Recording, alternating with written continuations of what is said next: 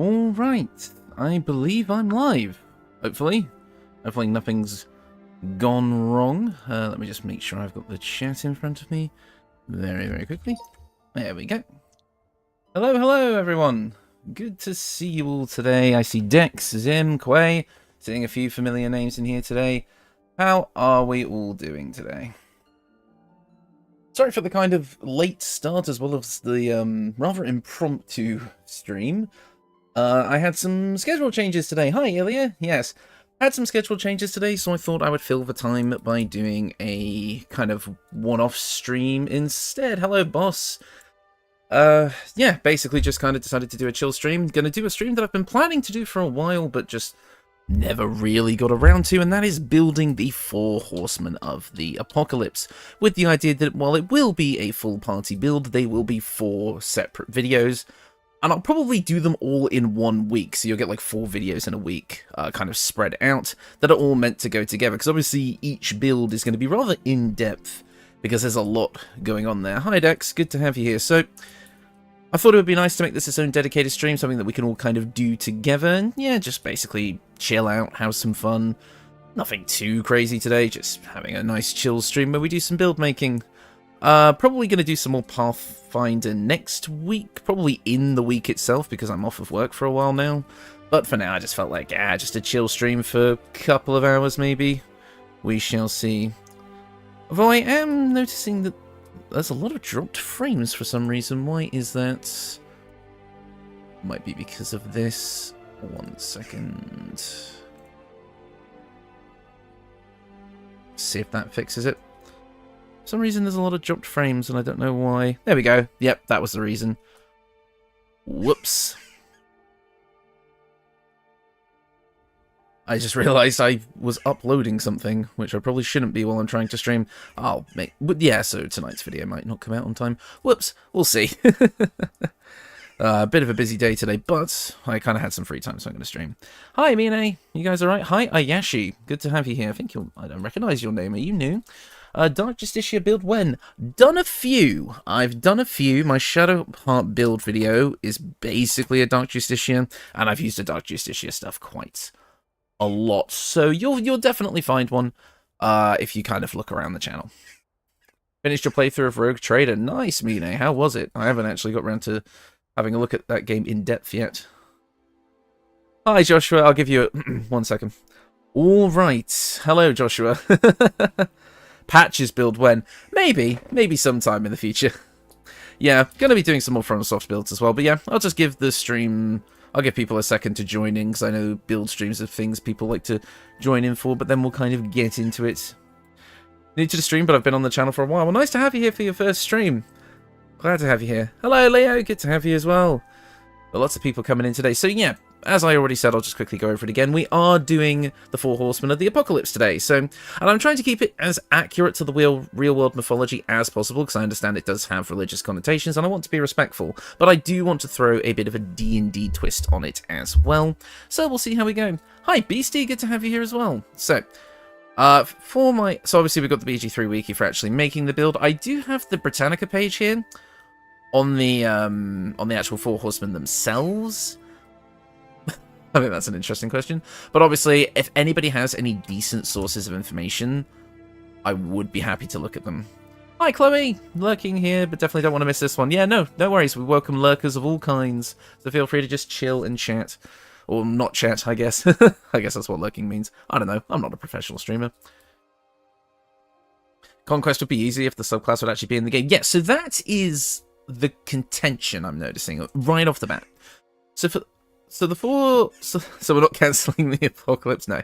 So for the Four Horsemen of the Apocalypse, right, there seems to be a divide on like what the actual horsemen are, because the one I knew was Famine, Pestilence, War, and Death. But there's apparently some in some places there are Conquest. Like Conquest is one of them.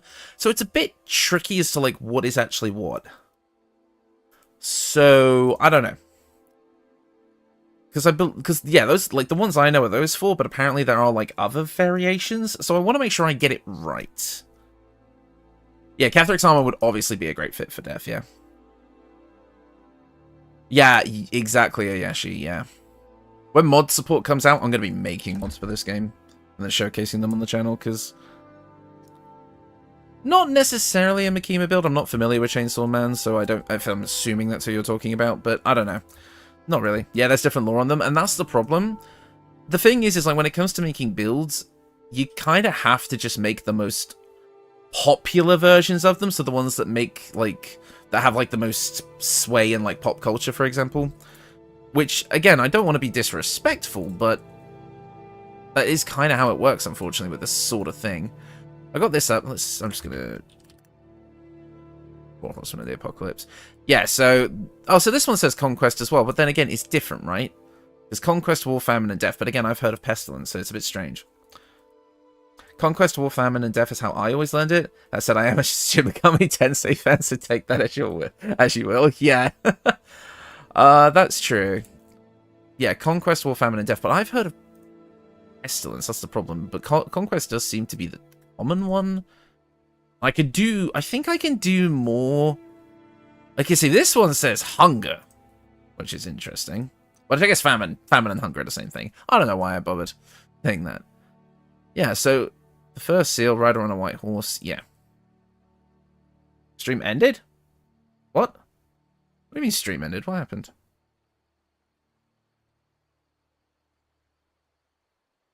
What's happened? Something gone wrong?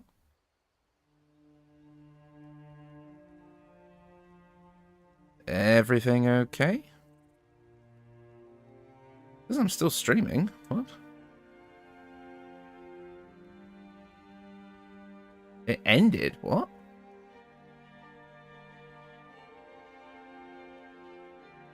Yeah, try refreshing. If sometimes ads can break the stream? Weird. That's so strange. What happened there? Let me just let me refresh my live control, maybe. What is happening? Yeah, no, I've not seen anything drop on my end. So yeah, if the stream ended for you, refresh, I guess. Oh yeah, hi Sin. I remembered you were busy today, but thanks for stopping by anyway. I have YouTube Premium. What the hell, YouTube? Yeah, exactly. It can be a bit tricky. I don't know why YouTube is like that sometimes, but it can happen, I suppose. Yeah, don't know what happened there. But hopefully people can come back in. Just double check it's not anything on my end. I don't think it is, but that is very, very, very strange. I'll just double check that the stream is okay, because that was very odd, but everything seems alright on my end, so let me know if there's any more problems, and I'll see if I can fix it up.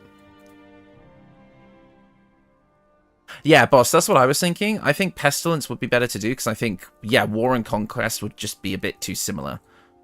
Don't know why. But so, I mean, I know why, but yeah, so, yeah, I don't know why YouTube's messing up, so if everyone's okay, we'll continue, but otherwise I might have to stop stream just to try and figure it out. So, I think, yeah, that's the first thing we need to agree on. Are we doing Conquest or Pestilence? Because that seems to be the contentious one.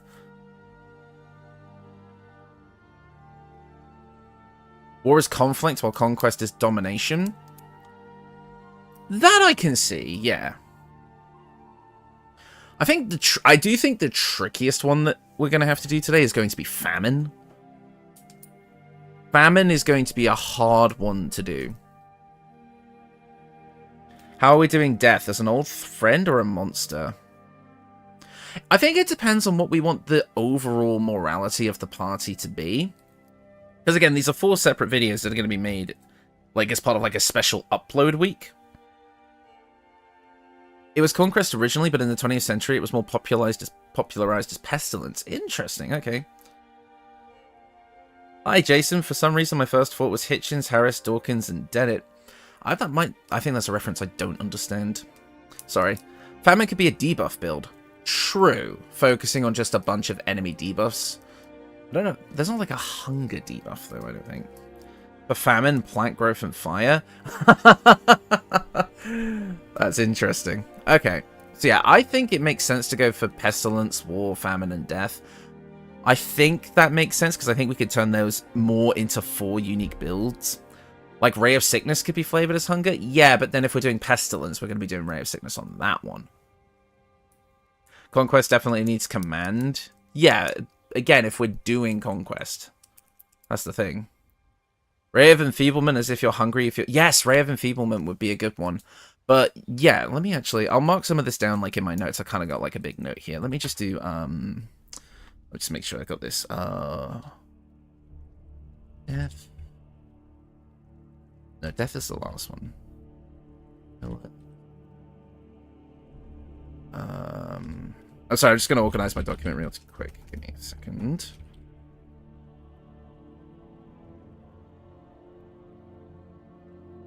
Might hear me furiously typing.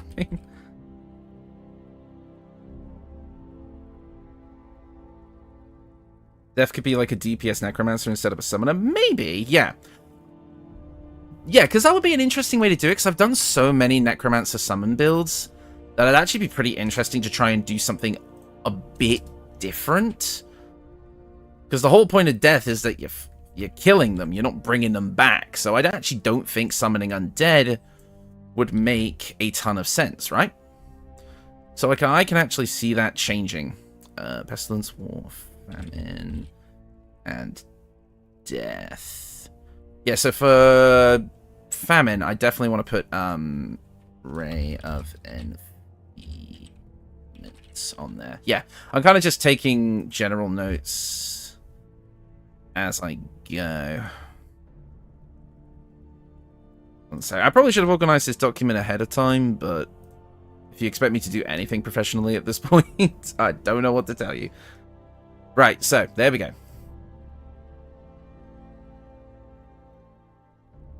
Let's see.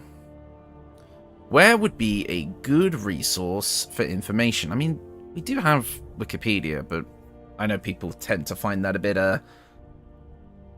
contentious. I know some people seem to think that Wikipedia is usually not a very good source of information, but I don't know what the general consensus is.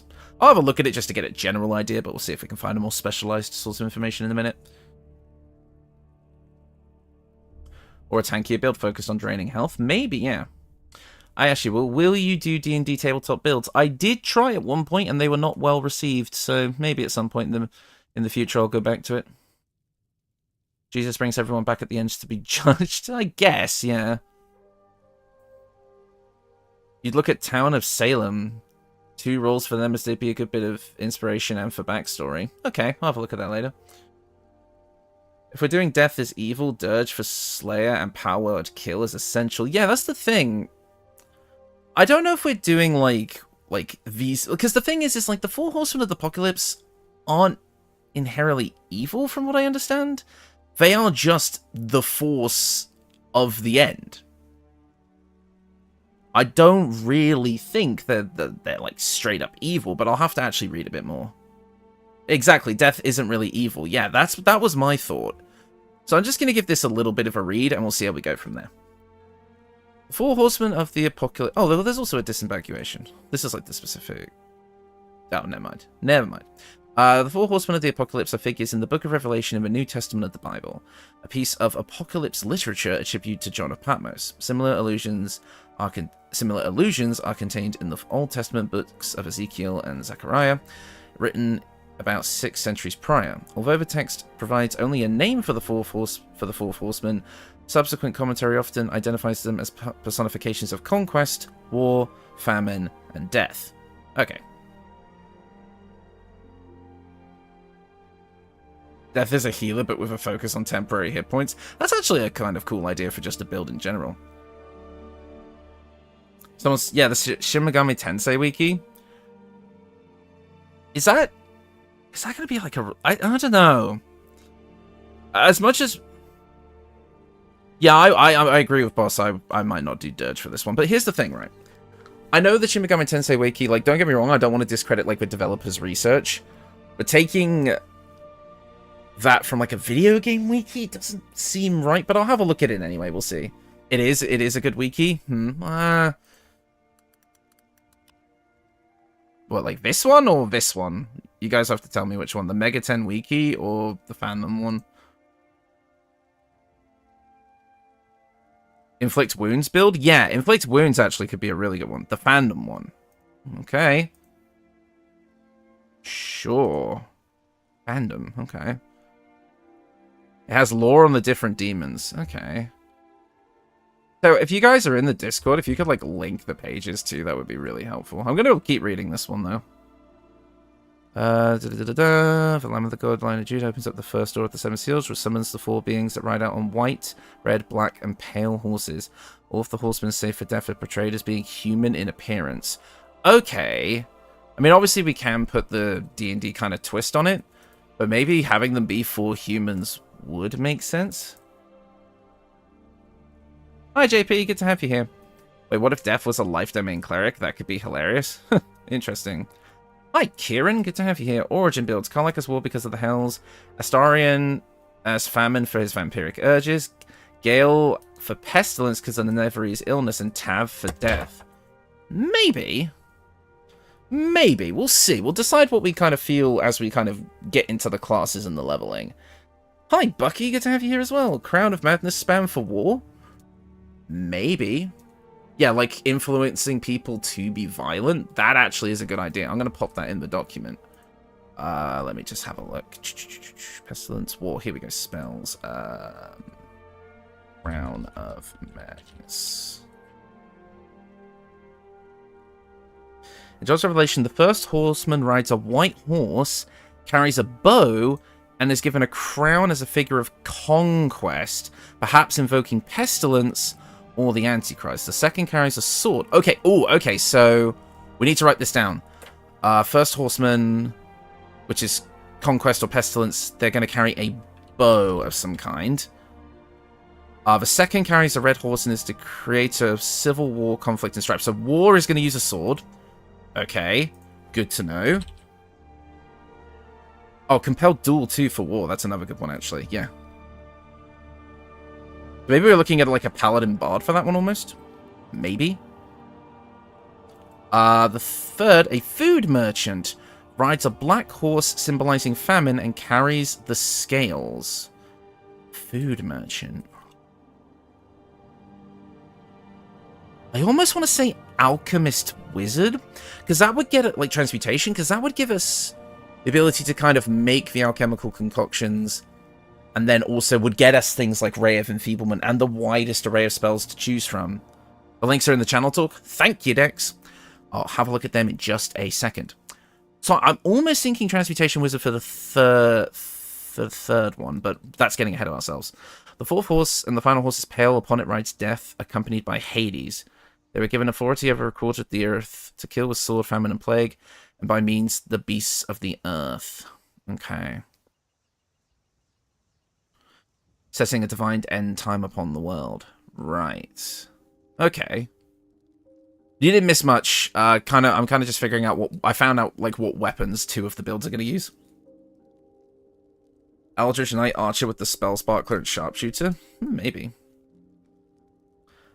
Summon Wild Shape? Maybe. Don't know. Hold on. I want to see the links that Dex posted for me. 1 second. Channel talk. Four Horsemen of the Apocalypse. Thank you, Dex. That's the wrong tab that's opened in. Google why. Why do you do this to me? White Rider, Red Rider, Black Rider, and Pale Rider. Okay, I'm assuming the first link goes into... Yeah, copy message link. No. Trust Megami Tensei Wiki links. Yeah, there we go. Okay, I can bring it into the actual tab now. Give me a second. There we go, the Four Horsemen of the Apocalypse. I see. Yes, and obviously they have Death wielding a scythe. I guess that makes sense. It's a bit cliche, but... Yeah, the scales are the only thing I'm going to have to figure out some... I closed it. Whoops. The scales are the only things I'm going to have to figure out something for.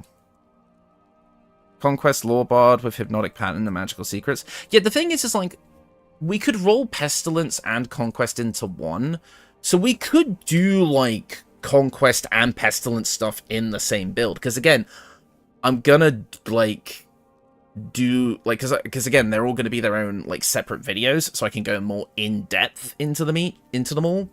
So I could make both. Two flails. Yes, Zim.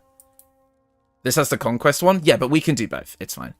Yeah, for Pestilence. Yeah. That's actually a really good idea. Dual flails.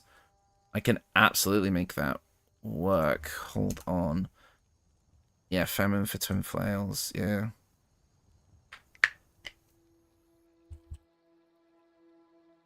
Yeah, I like that.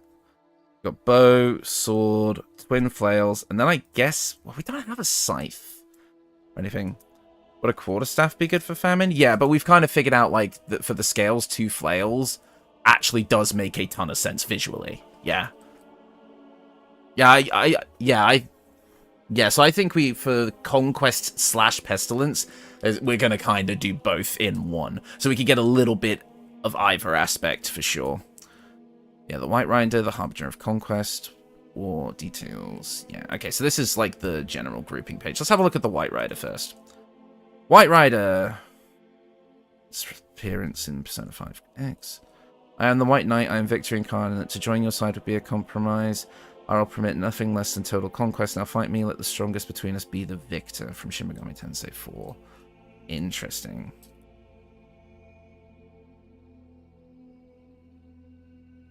Hi, Vale. There's a finesse two-handed weapon in early Act 3 that's sort of scythe-like. I know what you're talking about. It's the Dancing Breeze. I used it for my Reaper of Vlaakith build. Could work.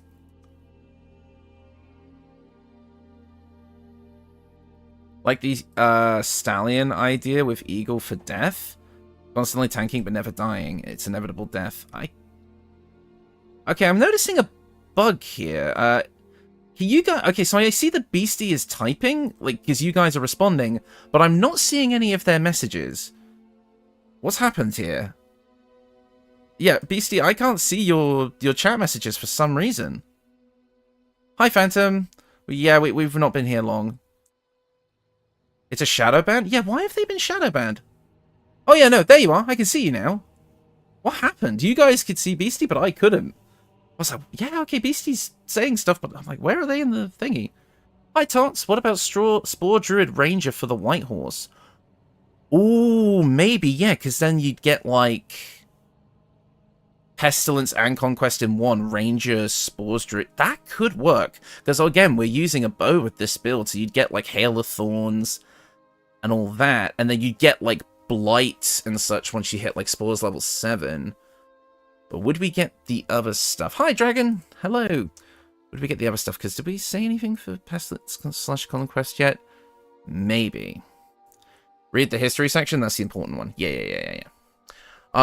So, now I saw when the lamb opened one of the seals, I heard one of the 4 living creatures say with a voice like thunder, come and see. And I looked, and behold, a white horse. He who sat on it had a bow, and a crown that was given to him, and he went on went out conquering and to conquer.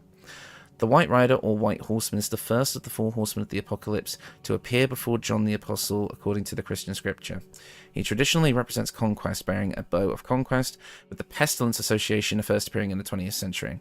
This horseman is one of confusion among theologians, as some believe he is representative of divine conquest, and thus a force of good, while others think of him as representative of unlawful conquest, and thus a force of evil. Other interpretations include the rider of the white horse as Christ himself, whose conquest represents the spread of Christianity, or the Antichrist, who rides across the world to deceive those who are pious and faithful. Regardless of his morality, the White Horseman is said to arrive and sweep across the world, unleashing civil war and internal strife, which separates him from War, who embodies more open warfare.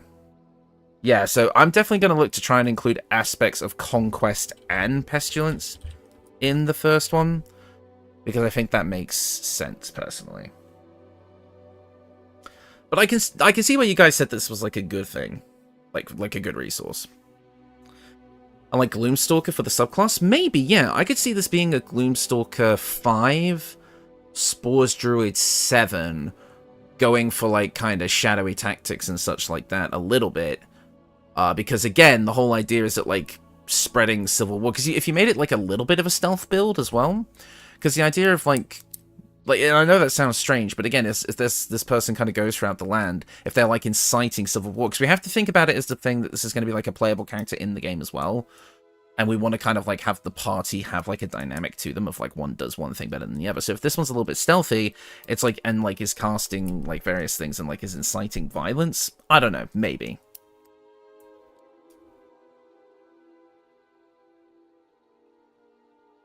You also put in the TS. Okay, let me have a look at that for you, boss. Let me have a look at that for you. Did you put it in the channel talk? Yes, you did. Soul Collector, Plague Bearer, Berserker, and Baker. I'm guessing Plague Bearer. I see. Okay. I'll have a look at those kind of once we finish with the Shin Megami Tensei Wiki. I'll have a look at them in a minute. Yeah, that's what I'm thinking. It would make the... yeah, I'm going to have a look at it a bit later, Dex. So yeah, the Gloomstalker Spores Druid is fun. Yeah, because you can infuse your arrows with the extra damage. Yeah, that's another point. Let's actually have a look at what these classes are going to offer us natively, real quick. Druid and Ranger. There we go. Yeah, because if we go with Spores Druid, we're going to get Bone Chill as a cantrip, which is like for necrotic damage, which can kind of work. Halo of Spores, so yeah, just kind of spreading the Pestilence. Symbiotic Entity for the extra hit points. We'd gain Blindness, Detect Thoughts. We'd get, like, Animate Dead, but that's fine. Not too worried about that. Halo of Spores, Fungal Infestation. And then Blight and Confusion at level 7. That all makes a lot of sense to me. And then if we go over to this, and for example, just Gloomstalker. Was the ability to swipe aspect of Merfolk's Psyche if you timed it right when you defeat it, loot after kill. Yeah, that I believe that was patched out, and you can't wield it anyway, even if you get it. Confusion is perfect for the White Rider? Yeah, that's what I'm thinking. And then with this one, we get, like, Disguise Self, we get Umbral Shroud to become invisible, we get Dread Ambusher, so we could start with, like, a powerful ranged attack.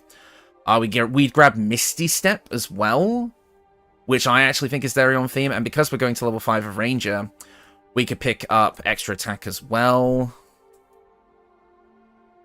You don't get the Ray of Sickness. No. That is true. Warpix are sort of Scythe-like. Yeah, but unfortunately with Warpix, if we actually go to Warpix as a weapon class, where even are they? I don't even know where they are on the bloody thing. Yeah, here. Not exactly a lot of options to choose from. Unfortunate as it is. But I won't discount the idea entirely. We could take a 1-level tip of Wizard, but then we're losing something there's in.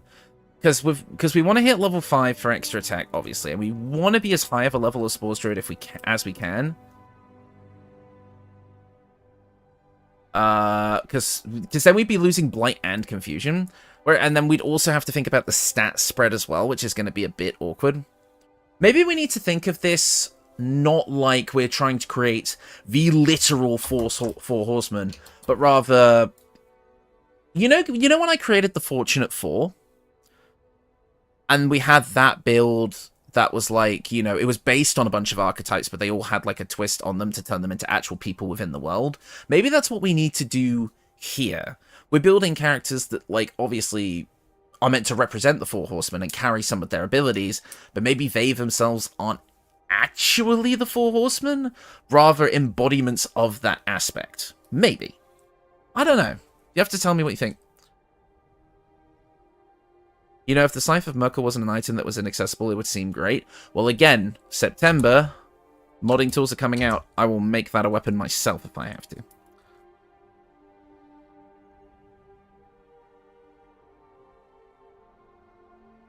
You think the Sousa Sickle or the Bell Sickle for death? Yeah, maybe we can make that work, actually. And they're light weapons, so you could just dual wield them as well. So the Unfortunate Four. In a way, perhaps. Do they wake up with a strange mark on the beach again?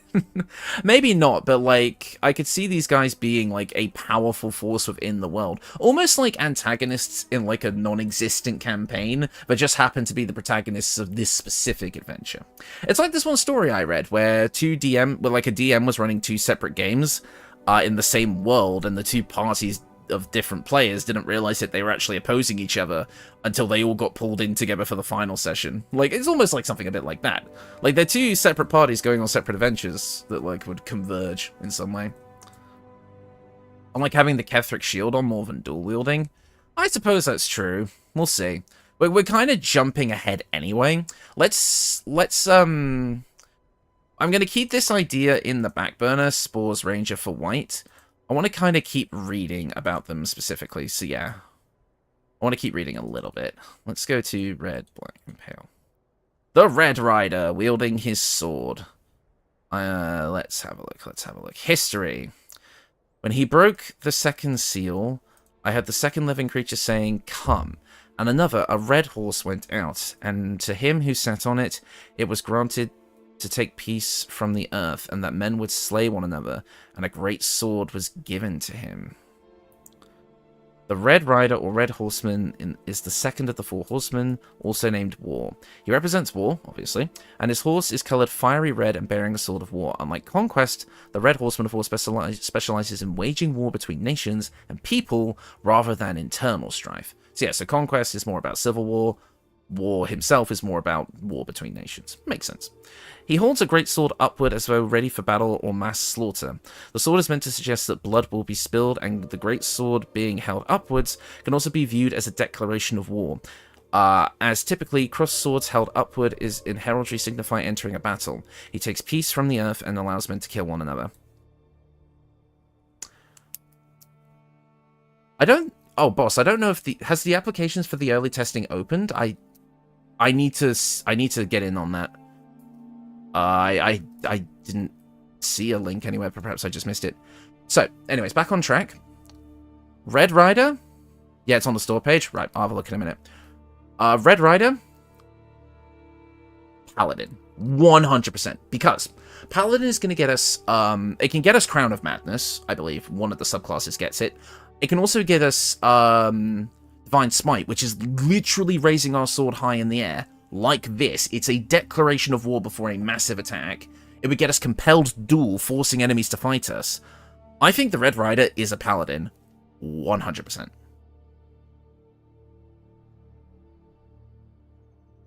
I see what you mean, Quay. Yeah. Conquest is more strife and domination, emotional conflict. Vengeance or Devotion? Oathbreaker gets the Crown of Madness. Yeah, exactly. I think... Yeah, because and we could even go, like, full Paladin if we really wanted to, but I bet we could switch it up a bit. What about War Domain and Paladin? Yeah, I feel like Paladin War Domain would absolutely work. We just have to get Crown of Madness in there somewhere, or at least something that causes enemies to fight each other.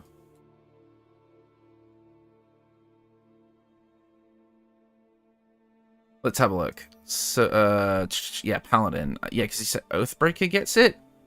Yeah, Oathbreaker gets it at level 5, which is a really good level to pick it up. Also, the Sword of Chaos is a must. Yes. Exactly. That could be really good. I like this. I like this a lot. Yeah, so the Crown of Madness, Darkness, and then if you go to War Cleric, because we have to go War Cleric. You get War Priest, you get Guided Strike, Magic Weapon, Spiritual Weapon, Spirit Guardians with the necrotic damage. Ooh, that's good. Oh, I like all of this. Maybe a 5-7 split to get Aura of Hate. Yeah, maybe. Because then you would get Spirit Guardians from this. You would also get Crown of Madness and Aura of Hate from this. You get a bunch of spell slots up to level 4, I believe. Which is the highest that Divine Smite can scale. Spirit Guardians is leading the armies of the dead into battle. That's funny, yeah. That's the thing, though. I think these guys would be all about conflict.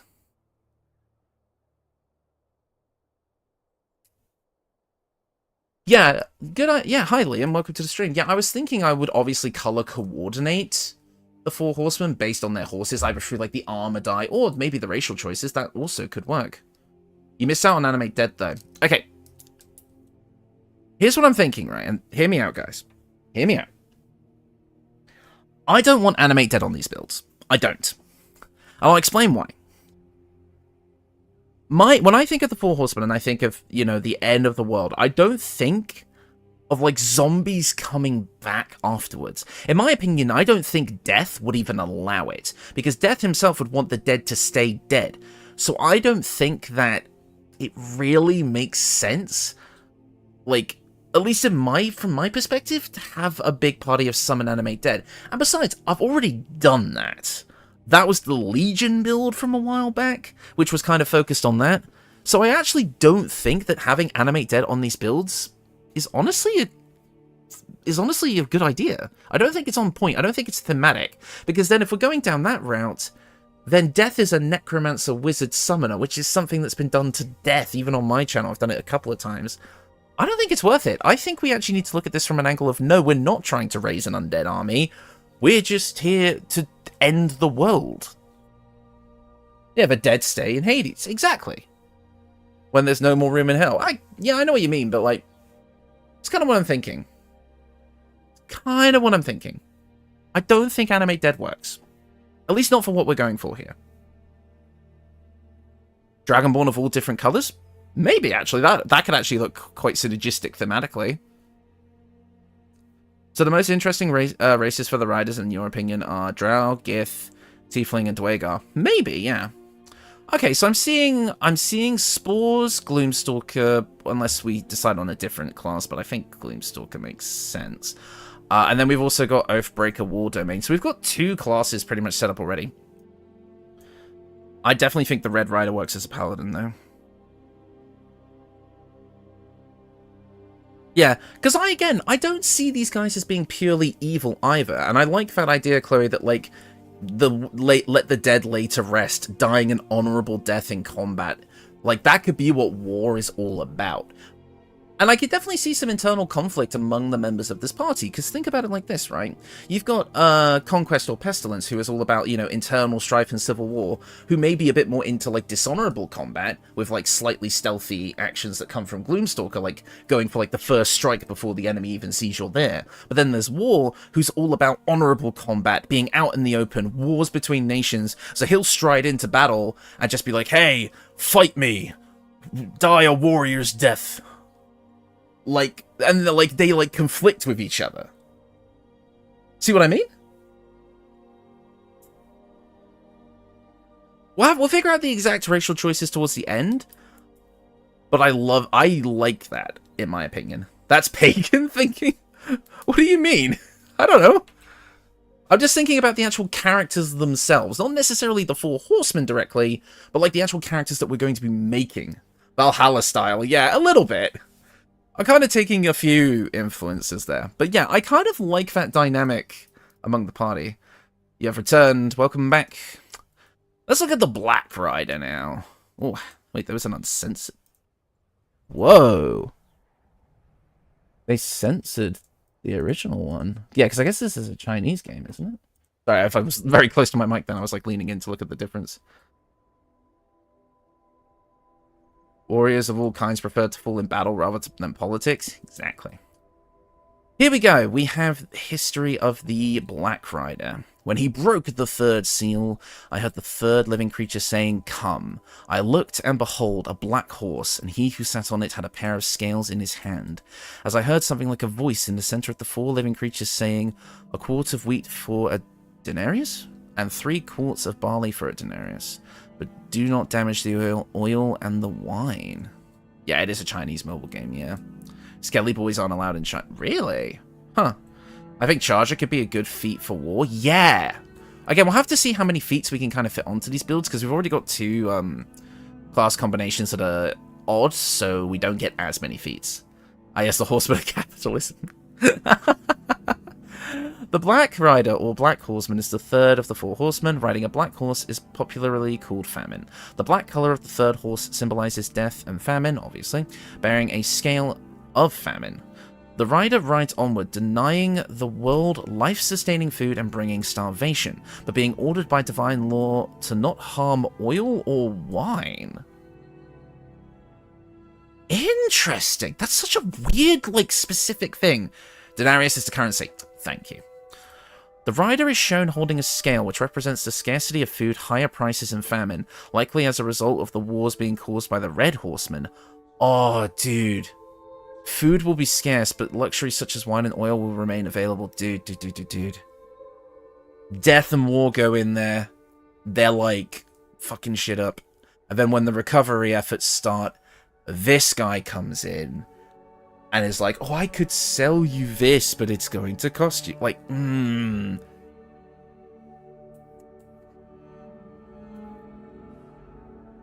A measure of wheat for a penny from the King James Version of the Bible might not sound like a famine to modern ears, but the NIV we read a quart of wheat for a day's wages, which is a little clearer. While it's never identified as his own, it is implied that the voice John the Apostle hears coming from the third of the four living creatures comes from the Black Rider, making it the only horseman who actually vocalizes his intentions, the aforementioned raise in prices. Yeah, this is straight up like... just like evil... It is capitalism. It is. It's just... it's taking advantage of a tragedy. Like a famine breaking, like, obviously not just the lack of food, but the lack of funds as well to rebuild once the damage is done. That's evil, man. Wow. Yeah, people who are saying, like, Bard Rogue, and, like, yeah, Rogue or Bard, Transportation 8 Wizard or Land Druid 4, maybe. Maybe we could take the idea of, like, oil... Well, yeah, but I don't know if we want to specifically interact with oil and wine or avoid it at all costs. I don't know. There's a bag that rots food and the chimpanzee. So we're making capitalism. I guess so, yeah. I could definitely see this one being more of the rogue bard type who's... This would be the face of the party. This would be the face of the party. This would be like a high charisma... thing. Also, Goodberry for the whole food idea. Famine creating food, though. Lawbard, maybe. A rich man entering the kingdom is as hard as a camel going through the eye of a needle or some such. Right. You throw food to blind enemies. Wait, so somebody said that there's a bag that rots food. Can you guys point me in the direction of that one? Because that would actually be really thematic to have on the build. Well, it did say that this is the only one that spoke its intention. Yeah. Bane spell sounds like a need. Yes. Bane, and I think we also said Ray of Enfeeblement as well. Let me slap Bane on here, because we can get Bane. Because Bane would come from Bard, so... Oh, Act 3 Roulette with the Genie. Right. That now that you say that, that makes sense. That's kind of where all those, like, funny items come from. Yeah, a Bard Rogue seems to make a lot of sense. Because you'd get, like, a ton of skill expertise. You'd be a really... If you don't get the jackpot. Right. Like, you get a ton of skill expertise. So you could be an effective party face. Ooh. I like it. I do like it. Well, so you really want to build with those items? Yeah, unfortunately, I think you only get, like... I think you can only get, like, a couple per playthrough, if I remember correctly. Talk your way out of trouble and into purses. Yeah. Almost like an evil merchant type. Because you could go for, I mean, this one would also get Crown of Madness, but that's kind of the other guy's thing. Calm Emotions could be very manipulative. Obviously, we'd have Bardic Inspiration. It would be the subclass that would be the thing. Yeah, I know what you're saying, Zim, but I don't think it fits the vibe of the bit of like this Horseman at all. Just like being another full frontal combatant. Is College of Valor any good? College of Valor would be great for like the fact that this is going to be like a team build, right? Because we'd get combat inspiration, which would inspire. Wait, no, that Valor makes sense. No, hear me out, guys. Hear me out. Valor actually does make sense because think about it, right? Famine doesn't work unless Conquest and War do their thing first. So he is going to want to, or they, I guess, will say, I don't know what they're going to be yet, they're going to want to embolden War and Conquest. So having combat inspiration to give them a boost would make sense. Like, they hang back doing, like, sneak attack shenanigans or whatever, while the big boys hit hard with their combat inspiration, and then once the deal is done, we slip on in and use our expertise and high charisma to just do whatever we need to do. We make this, like, high int whiz charisma, like, kind of like a spread of, like, the mental stats, and go from there. I actually think Valor makes sense. Emboldening the other two so we can sweep up and do our thing later. I know Lawbard would also make sense, but like for extra spellcasting stuff and cutting words, kind of does the same thing. And we'd get more proficiencies, but we do get a lot of proficiencies from Rogue anyway. And for magical secrets, well, we could get some cool stuff. I kind of like Valor more as for like an actual team exercise thing. Yeah, great idea, plus Lorebard done a lot. Yeah, I don't do Valor enough. I would quite like to do this. I think Valor makes sense. If you guys agree. This is a community effort. But I do quite like the idea. As for like the rogue subclass though, absolutely, yeah.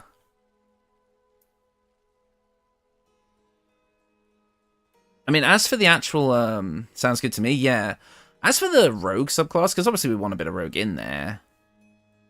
You like the Valabard idea? Yeah, thank you. I mean, Assassin could work. Arcane Trickster I also like, though.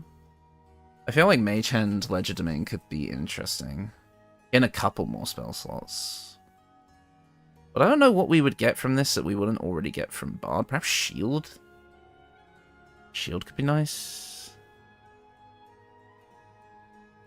This also would be a great Lich and Pal finder, maybe, yeah. Thief, I guess. Arcane Trickster would be very much on theme. You do Thief on this for double the Bardic? Right, yeah, because we could do... Yeah, because you do Bardic as an inspiration as a bonus action, so you could just go pow-pow, and then immediately... Arcane Trickster's Mage Hand is basically, like, invisible. So it kind of has a few things. Despite the description, the Mage Hand doesn't actually seem to be able to use Thieves' tools, yeah. That's the only thing. This is probably the best tool to scout safely. As long as there is no creature with C invisibility, which is fairly rare, one can scout an entire area thanks to the Mage Hand's flying, which makes it able to go places otherwise very difficult to reach. So you use it as a scouting tool and also to lob bullshit. Yeah, combat inspiration is a bonus action. Bonus action.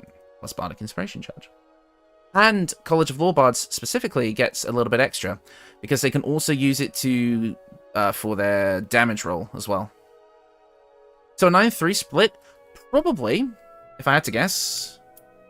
Although I don't see a reason to go for 9. Other than, I mean, you could get things like, I don't know. I could see it being a 4-8 split for the 3 feats. Bardic Inspiration has always been a bonus action? Yeah, I thought so, but I don't know, people seem to be able to... Yeah, 8-4, yeah. But the thing is what are we doing with the rogue levels? Obviously, we want the expertise. But yeah, I think Thief does make sense, and I can... Yeah, and I can make that into something as well.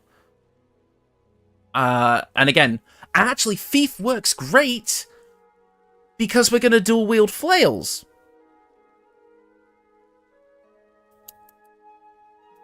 The only thing we're not getting is 2-weapon fighting. Could use the gloves of the balanced hand for that. And also we'd need to pick up the dual wielder feat as well to make that work. That's the only thing.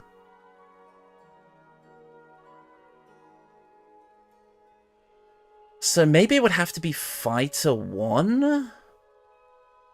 Rogue 3... Bard 4? What weapon are we using? We're using dual flails, because dual flails kind of represents the scales that the Black Rider has. So maybe we need to put a level of fighter in here, or use the gloves of the balanced hands, but I think we could do something more interesting if we just went for a level of fighter. We'd be losing a feat, but I don't think that's majorly important. Why do you like a quarterstaff better, out of curiosity?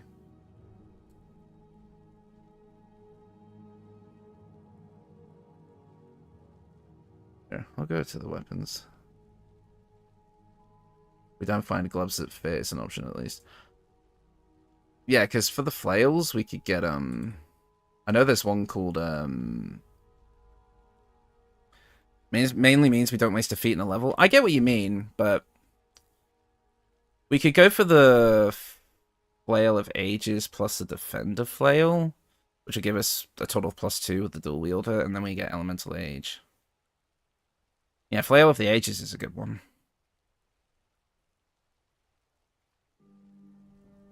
I get what you're saying, boss. I just feel like when it comes to the actual visual of the scales, I think dual flails is, like, you can't really pass it up.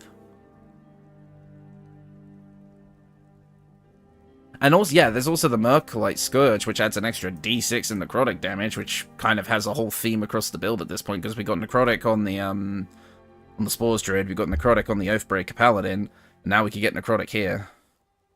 You could also grab the Drake Throat, but God, I use that way too much. I don't know. I definitely feel the flail more, and I can obviously make it work stats wise. That's not a problem. I know how to make these sort of things work for sure. I don't know.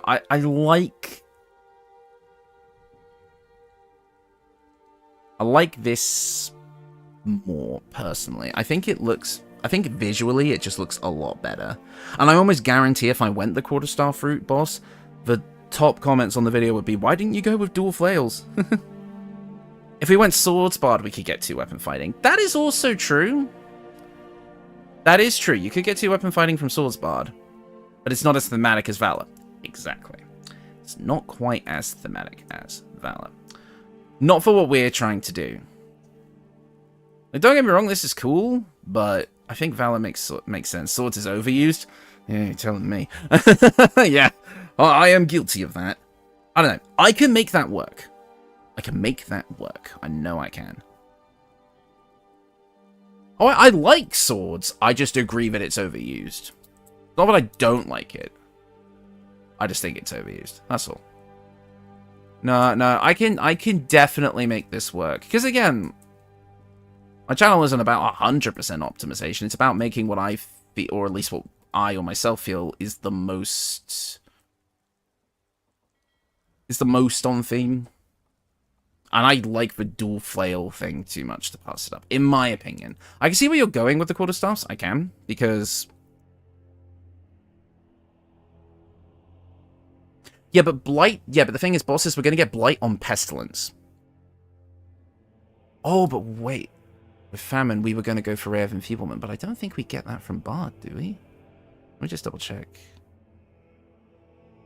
We don't get that from Bard, do we? Oh, damn it. I don't think we do. Do we? No, we don't. That's annoying.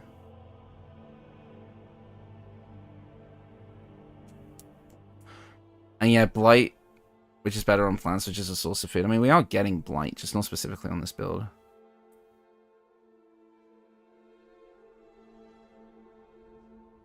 Warbard we can with magical secrets. Yeah, that's true. Does Lorebard also get... Hold up. Does Lorebard also get Spike Growth? It does. We could get Spike Growth and Ray of Enfeeblement, which feels way closer. Hi, Trophy.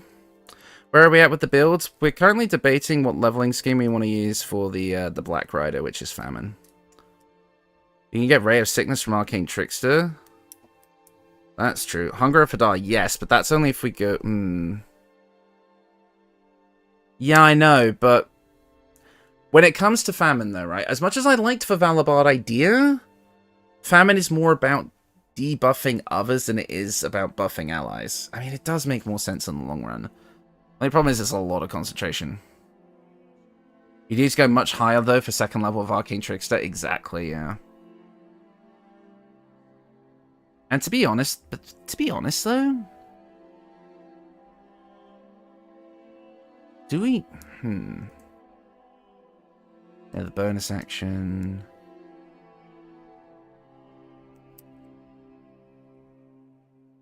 No, I'm not worried about, like, maintaining concentration Phantom. I'm more talking about, the fact that we have to choose our concentration spells. Could make use of potions and such, throwing poisons and greases. Ah, I see where you're going for there, but if we go back to here, not harm oil or wine, which I know, yes, is not the same as poisons, but I wonder if it would be a bit strange to use potions in that case. Have we done Pestilence yet? We haven't done any of them yet. We're just in the early planning stages at the moment. Yeah, I don't know if that's like a solid rule that we need to follow, but maybe Warlock instead of Bard, given that it's all about deals and contracts. Does Warlock get what we want? Hold up, let me check Warlock. I'm pretty sure it doesn't, but...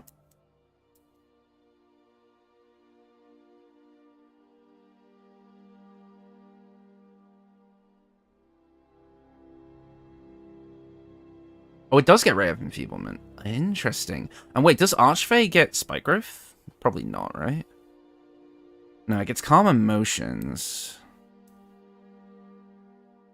It gets Plant Growth.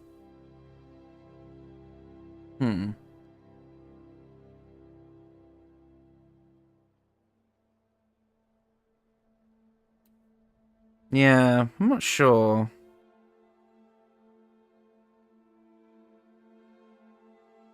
I'm just kind of looking. I'm weighing all of our potential options. But other than that, I mean, this would get Blight as well, which would be another thing that we were kind of missing. It doesn't seem to fit Famine flavor-wise. Well, the idea was that, you know, because, again, Famine, you have to remember Famine, specifically in the case of the horses, of the Horsemen, is that it's not just like, oh, there's no food. It's the fact that after Conquest and Pestilence and War have done their thing, is that this person comes in and it's all about, you know, deals and, like, basically extortion as well. It's like, it's extortion. It's capitalism. It's making money based on the fact that the tragedy that has rolled through. Like, basically taking whatever little bit of, like, wealth and power that the country had left and getting rid of it. It's not just about food. It's about wealth. And I can see where the Warlock inspiration would come in from that. It would get us most of the things that we want. Hunger of Hadar, literally hunger in the name. Vampiric Touch also could work for Famine. Plant Growth, only to burn it away. Stuff like that, right? There is reasons to go with it. You'd get Blight. Again, if we went Archfey, we could get a few things that could work for us. We'd get the Invocations as well, which can give us a few things to work with. I could see this as well making sense.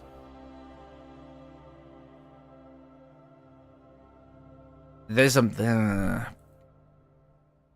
that was the whole reason we were going with Bard in the first place, because it's all about, like, basically being this, like, merchant that, like, cripples people. It's like, that was, like, the whole point. This one's rough. This one's very, very tough, I will say. It's a bit tricky. It's a bit tricky.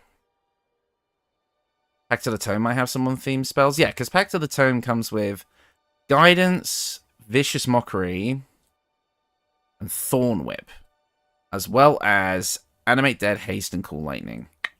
Not too into the Pact of the Tome Deep Impact spells, but these ones might be something. POV being so good at your job, you get called Famine. Slow sounds like a good replacement for Bane as well. You can get Bane as a Warlock. You can get Bane with... Where is it? You could also get Sign of Ill Omen, which would also work, but Fief of the Five Fates gives you Bane. So you could get Bane and Slow, which honestly makes sense. If you went into level 10 with Bard, you could get Ray of Enfeeblement from the Magical Secrets. Yeah, but you could also get it from College of Lore at level 3. No, 6. If Leonardo da Vinci could be a Warlock, so could Famine? Wait, what? Where's that from, boss? You know what? The more I think about it, Rogue Warlock makes more sense. Because Rogue, if we go with the Rogue, right, we still could go with Thief Rogue, get the double bonus actions, what have you, right? We could use that with, it's a D&D game you've been watching? I see, okay. And then we get things like Hunger of Hadar, Vampiric Touch, we get a ton of things. Tell you what, Counterspell even makes sense. Like, it's like the enemy goes to do something, but then it's like, nope, all of a sudden your spell, like your ability to cast spells has been drained from you. Ooh. Warlock works. The Spectre Eyes amulet can cast Ray of Sickness and Ray of Enfeeblement. Oh, yeah. That is going on the build. Don't you worry about that. That's going on the build. What's going on it? Yeah. Spectator amulet. Yeah. Absolutely. Yeah.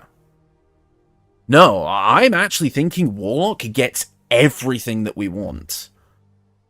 It would just be like the Pact that we'd want to choose. Pact of the Chain, probably not. Pact of the Blade could work. And Pact of the Tome could also work. We'll have to decide that later. I'm liking Rogue Warlock more than I'm liking Bard Warlock now. I've talked myself into it. I'm down for that, I think. But let's, for the sake of time, let's move on to the final one. The Pale Rider, Death. Archfey Patron. Yeah, exactly what I was thinking. Archfey. Let's get to the history section. History. When the Lamb broke the fourth seal, I heard the voice of the fourth living creature say, "Come." Okay. I'm a fucking child. I've been hanging out with Red too much. I looked, and behold, an ashen horse, who has sat on it the name Death, and Hades was following with him. Too bad there's no undead in BG3 to choose from. Authority was given to them over a fourth of the earth to kill with a sword, and with famine and pestilence by the wild beasts of the earth. Okay. So they say, and Hades was following with him. Hades is so in this case, is that like a separate entity entirely? I'll figure that out in a minute. The Pale Rider, or the Pale Horseman, is the fourth and final horseman. According to the Christian scripture, I think more death. I think they mean the afterlife. Okay, that makes more sense. The rider traditionally represents death and bears a scythe of death. Okay, so we do need a two-handed weapon of some kind. Despite typically being portrayed as carrying the scythe as his weapon, much like the Grim Reaper, in the Book of Revelation, he is described as bringing Hades' hell wherever he rides as his symbol. I'm going to click on that. I was just taking us straight back to Wikipedia. Wherever he rides his symbol, his colour being pale as opposed to being an actual colour could be reflecting the sickly appearance of a corpse, for all translations could be interpreted as the rider being pale green and yellowish green. Okay. Unlike the other three horsemen, death has also been specifically mentioned in texts surrounding the Day of Judgment, where God himself takes both Hades and Death alongside the devil and all of his followers and places them in the lake of fire for all of eternity. Hell follows death, yeah. So sallow-coloured? A bit. Christian views on Hades. Hades, according to various Christian denominations, is the place or state of departed spirits. Borrowing the name of Hades, the name of the underworld in Greek mythology, it is often associated with the Jewish concept of Sheol.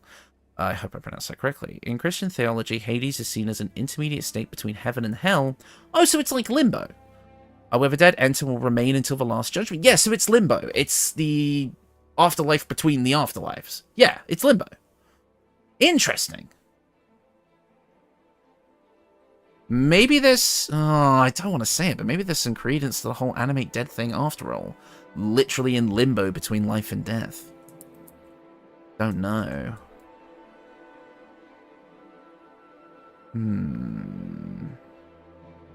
Okay.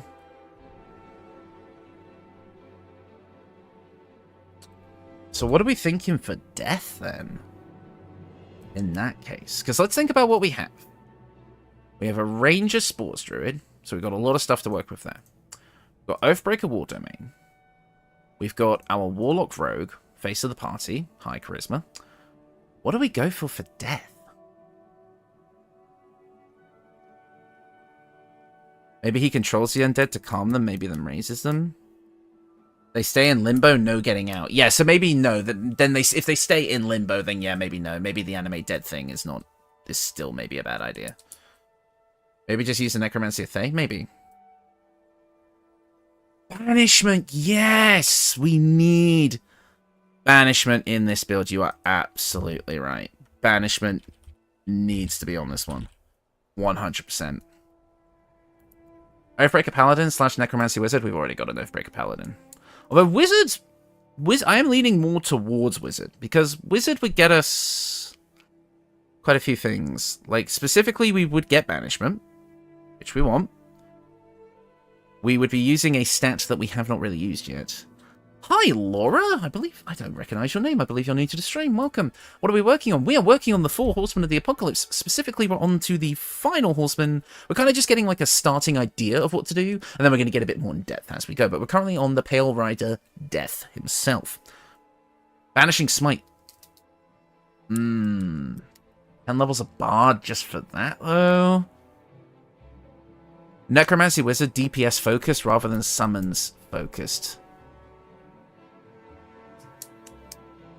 Divination, have you used it yet? Yeah, I've used Divination before. Because you can't beat Death at his own game. Or, like, changing fate. Like, so that, you know, Death is inevitable. What, make it like a necrotic damage focused Divination Wizard? Oh, I kind of like that, actually. Like, obviously, if we look at Necromancy School... we would get Grim Harvest, where if you kill a creature with a spell, you regain hit points equal to twice the spell slot level used, thrice if it's a Necromancy spell. So it doesn't actually have to be Necromancy to trigger that feature. Curious. And these are the ones that count. I'm just going to take a look at the Necromancy School in a bit more detail. This one's just all about animating dead, and if we're not animating death, and then we just get resistance to necrotic damage, but I can get that in other ways. Staff of the just okay Necromancy. Yeah.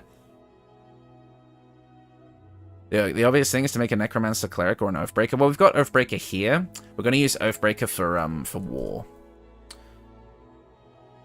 Controlling the battlefield because the outcome is already predicted. Yeah, maybe we should just focus on the inevitability of death. And manipulating rolls and such in our favor. Because then, yeah, if you go to Divination, you get Portent. And you can get Expert Divination. The level 10 stuff isn't as important, so maybe we can definitely... Necromancy, Divination, cut, print, moving on. Well, we could mix it with something else, if we have a look at the other classes. But I'm liking that Divination Wizard idea, just because I love Divination Wizard, though, so it might be a bit of bias.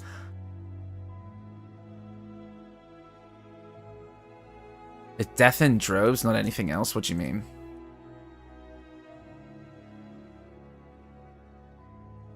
No, it's not time. Not time. Not time. So, are we... It's just deaths in droves, not anything else? Let me just see.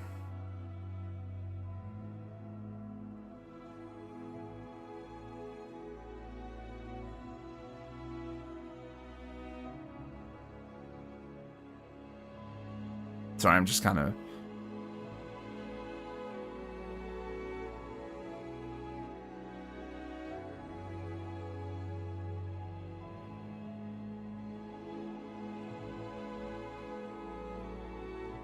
Right. Hi, Canuck. Hi, Pepper, as well. What horseman are you working on now? We're working on the Pale Rider. I see what you're saying, Quay. So it's less... I see what you mean. Not about necessarily the inevitability of death, but it's just death in droves.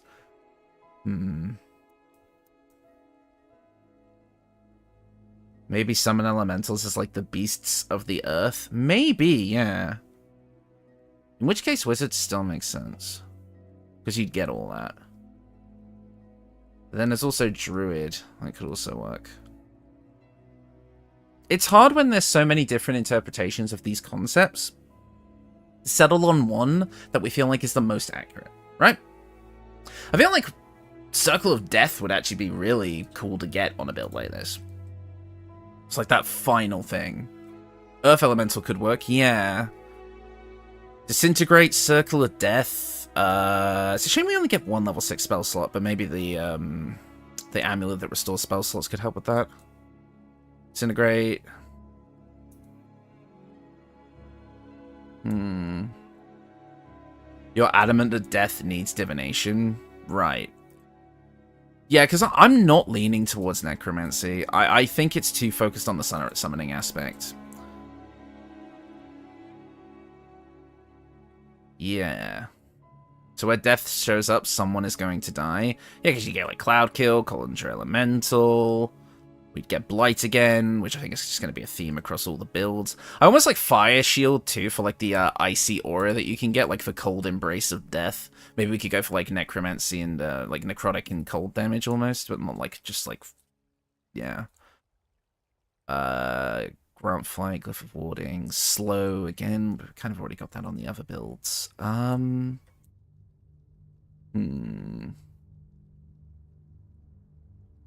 This one's kind of stumping me a little bit, because I understand what you're talking about, Quay, in which it... But I think we can... I think we don't need to sacrifice one concept for the other. Because we can take the divination school thing and go for, like, the, you know, the theme of death being inevitable by changing the roles. But we can still go with the whole death in droves thing by just picking up all the stuff, right? Divination Warlock. We've already got Warlock for the previous one, the Black Rider Famine. And I definitely think grabbing Circle of Death and Disintegrate just makes too much sense. So I feel like going for a high level in like a full spellcaster, again, makes sense. So it can either be Sorcerer or Wizard, it would seem. Maybe there's something to Sorcerer. Maybe we've overlooked that one. And try to make Death look similar to Brad Pitt. Hi, David. Am I missing a reference there? Why does Death look like Brad Pitt? Let's have a look at Sorcerer. I'm actually curious what Sorcerer could do for us.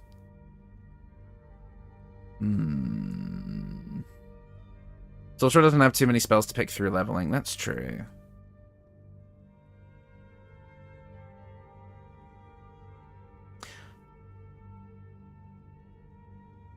Meet Joe Black? Okay.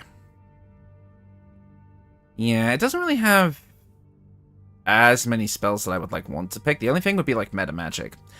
And if I had to choose a subclass if we were going Sorcerer, it would definitely be Storm. Because you would kind of get like some kind of cool looking stuff here, but nah. I have not seen that movie, knows him. Oh, okay, I see. Yeah, Sorcerer could get us some stuff. Twin Spelling Crown of Madness? Maybe. Maybe.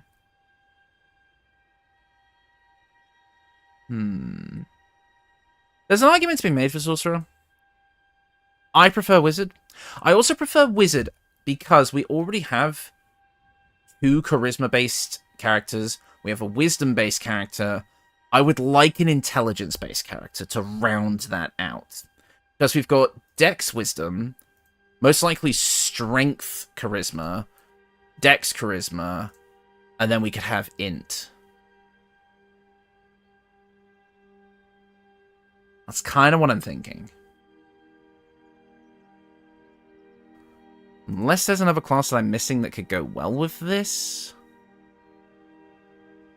I don't think so.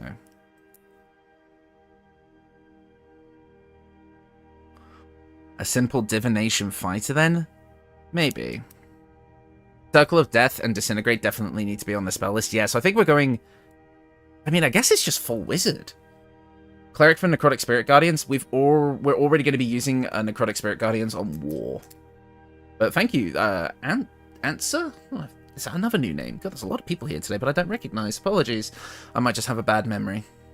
Divination Fighter. Yeah. I mean, you could take a 1-level dip into Fighter, I guess, to start for concentration saving throw proficiency.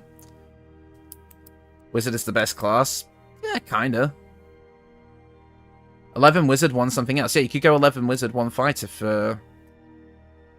You get the self-healing stuff from it. Yeah, my only issue with Necromancy here, though, is it's too focused on the summoning thing, which I'm trying to avoid. We would get resistance to necrotic damage, which, yes, makes sense. But I can get that other ways. We don't need this to do that.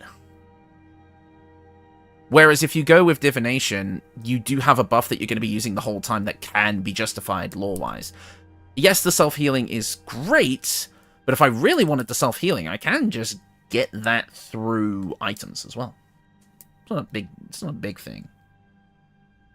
Cleric dip, maybe? You can only get as a wizard subclass at level 2.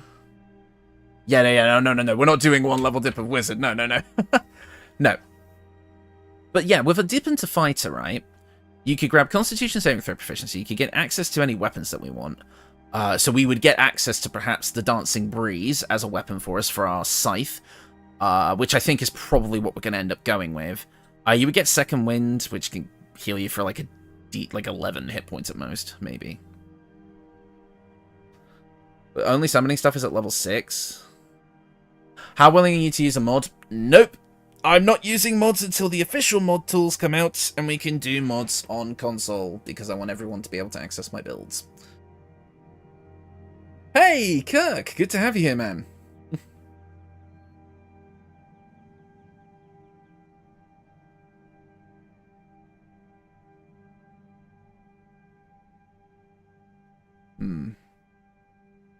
This could also get us great weapon fighting as well, which would be good. Then we'd go all the way up to level 11 with Wizard. We don't need many feats on this build either. We only really need the 2. We wouldn't be giving up much.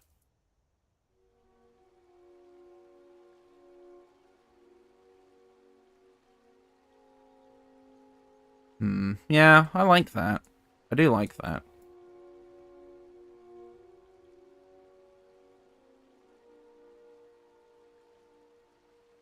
Yeah, I think we get everything we want from Wizard. Right, I'm going to just add the leveling schemes that we came up with to my document real quick. 1 second.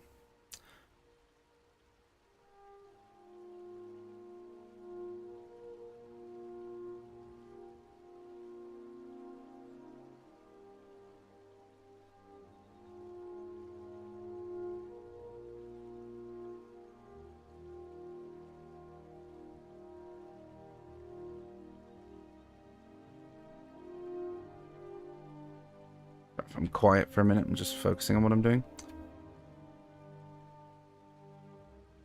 Just organizing things. What was...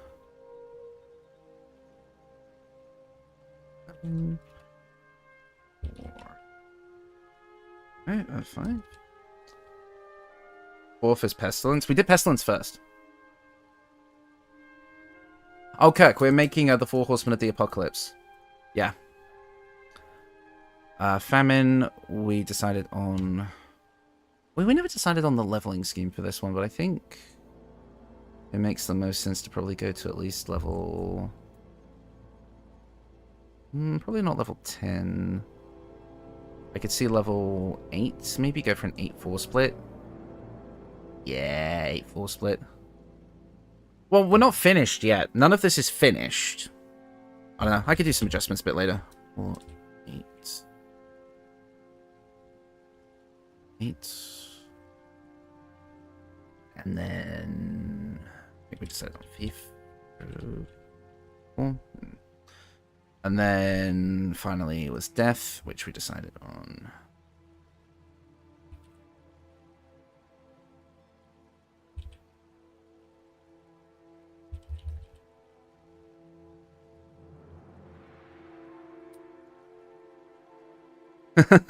Oh, boss, I feel you.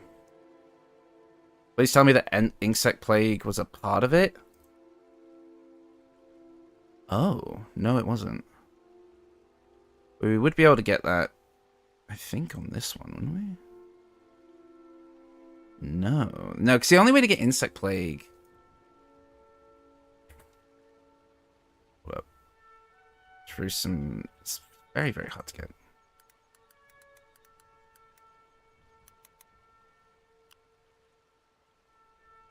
Cleric, Druid, Sorcerer, Nature Domain Cleric, Tempest Domain Cleric, Druid of the Land. Yeah, Pestilence. We kind of went for a mix of Pestilence and Conquest, so did a couple of things with it.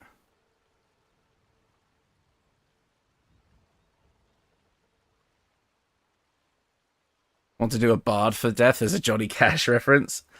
Oh god, that's a name I haven't heard in a long time. I haven't listened to like country music in a very, very long time. Death is a force of nature. That's true. Riders on the Storm. Johnny Cash was country music, right? Or am I dumb? Maybe I think he's something else. I'm probably gonna get flambéed for that one.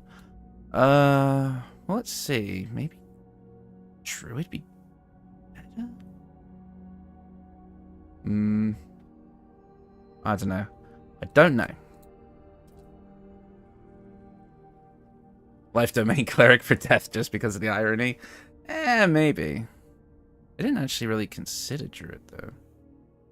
To be honest, I could just do, like, a Death Bard thing as, like, a separate one anyway. I could always take those kind of concepts and turn them into their own separate builds with a little bit less restriction.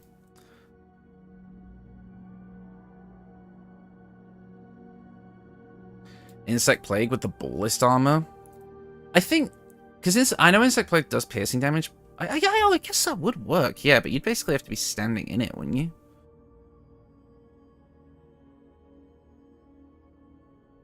No, he was technically country, but very set apart from most of the traditional country scene, especially big box country out of Nashville. Oh, okay, yeah. You need to get into the Insect Plague, yeah, which would damage you, right? It's gonna... Well, let me have a look at the... Careful spell, persistence armor, maybe, but then that kind of defeats the purpose. Deathbard Necrodancer. Yeah, that could be another build in of its own right. Let me just scroll down and see.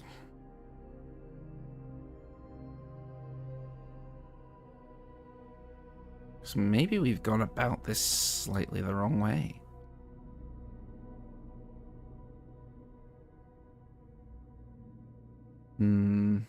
No, Druid doesn't get it unless you go for Circle of the Land, I don't think. Which feels weird. I'm surprised Druid doesn't get Insect Plague by default. Yeah, you'd have to go Circle of the Land to get it, which you could go for Swamp for Insect Plague and Cloud Kill. Swamp would also get you Blight. Or Desert could too. In fact, I would probably go with Desert because you get Wall of Fire as well. Vampiric Touch, Stinking Cloud. They do in Tabletop? Really? Yeah, apparently they don't get it naturally unless you Circle the Land in this game.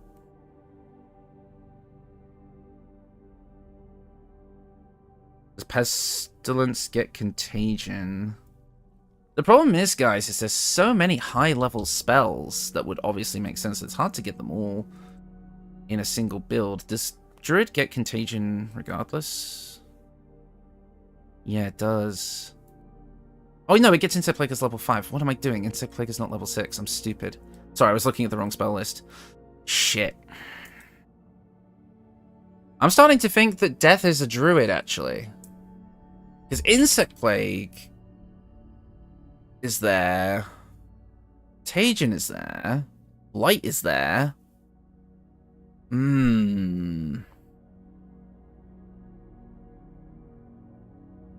Starting to think Death is a Druid. In which case, I might want to rethink the range at the first build and take the Druid out of that one.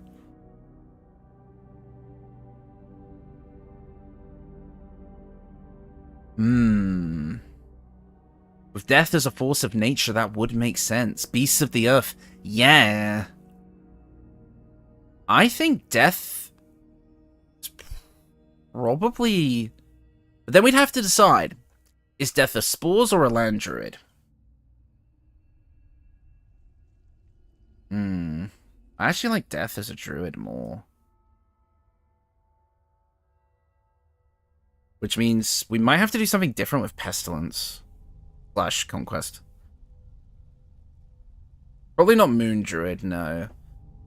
Circle of the Land. Underdark? Yeah, because you get Contagion and Cloud Kill, but you'd also get that from Spores as well. It's literally the same. Yeah, well, Land isn't exclusive to summoning. Or Swamp for Vampiric Drain, but we still get all of those spells naturally, right? Or perhaps we don't.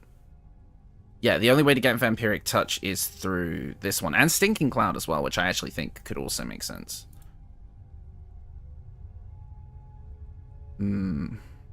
Spores sort of fits, but I like it more for Pestilence. Yeah, I agree.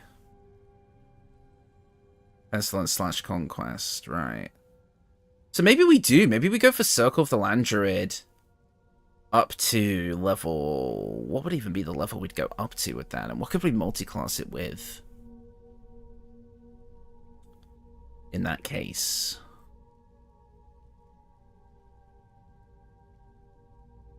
Oh, no, I meant to. Sorry, yeah, I meant to. Boss, hang on. Let me pull it up.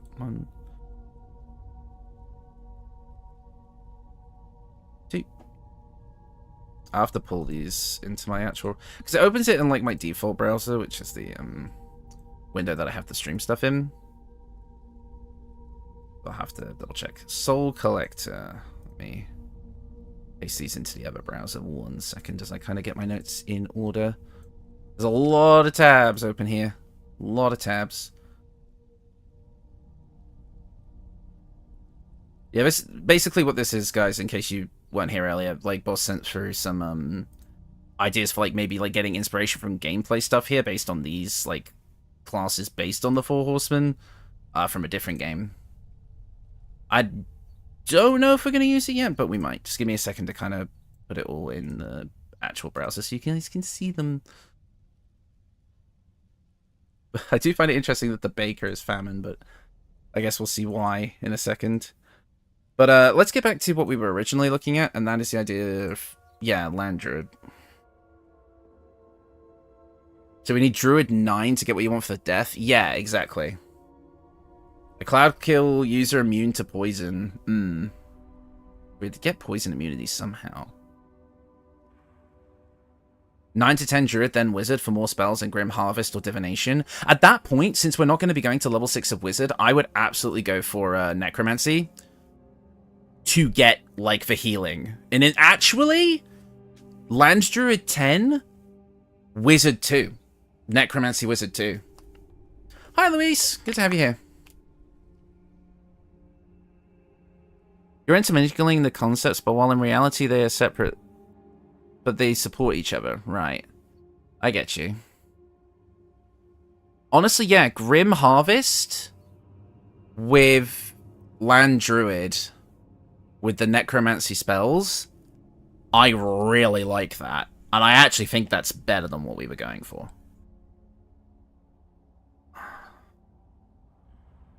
No, it wouldn't, because we would just use Wizard for utility. We don't need high intelligence. The subclass feature isn't tied to our intelligence, and we could just use utility spells from Wizard. We don't need to take big Wizard spells.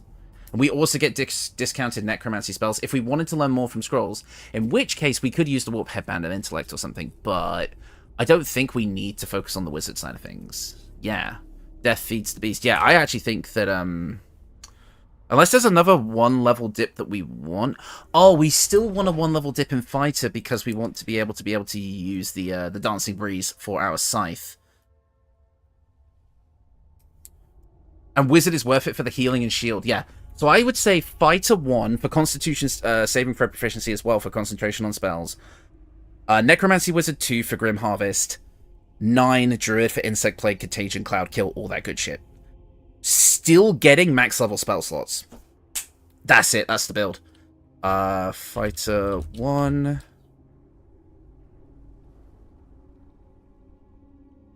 Isn't there a way to have scrolls use a different spellcasting modifier? I don't believe so, no. The Sickles works best instead of Dancing Breeze. Maybe, but I don't know. The Sickles aren't good. They're just not. I know I made a build around them before, but even I admitted that the Sickles are not the...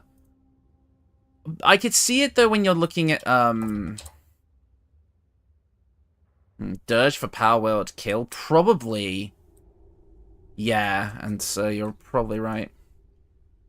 Dethrone is a must-have. Yes, that is true, Mine, actually. Which you could get from Wizard with the high spell slots. Well, yeah, because, I mean, if you guys remember... Hold up. Kinda did something similar to this a while ago. Where is it? Did I mistype my name? Yeah, here it is. I've done this sort of thing before. To this day, one of my most popular builds of all time. It's behind. I think it's second to the Dancer of Elistre of Elistre even. In which case, I freaking did a weird ass build for it, but it did use the sickles, and it was based on.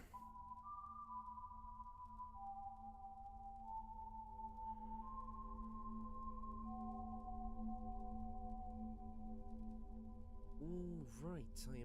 Yeah.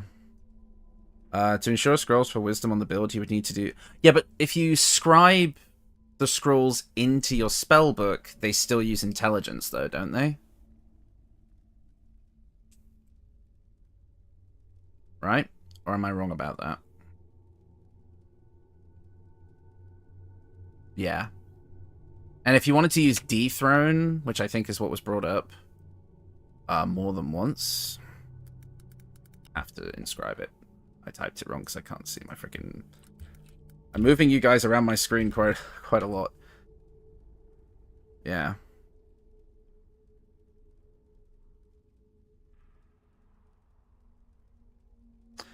Different spell save DC is always 18. Wait, what? Hold up. The spell can only be cast using Scroll of the Throne or added to a wizard spellbook by scribing it. 2 such scrolls can be obtained in the Caster's section of the Sorcerer's Vault. The Caster's section is unlocked by opening the doors in this order. Silverhand, Abjuration, Silver. Pull the... Wait, so if it's always 18 regardless of our modifier...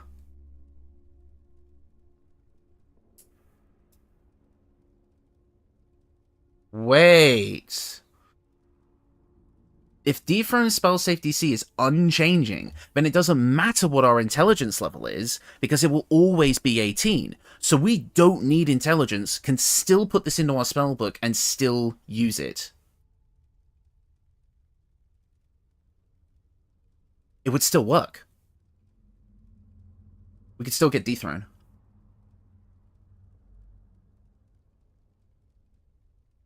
That's actually huge. That's a unique property. I will have to test that when I actually go to make the builds. But if that's true, then it's perfect. The leveling scheme that we laid out works.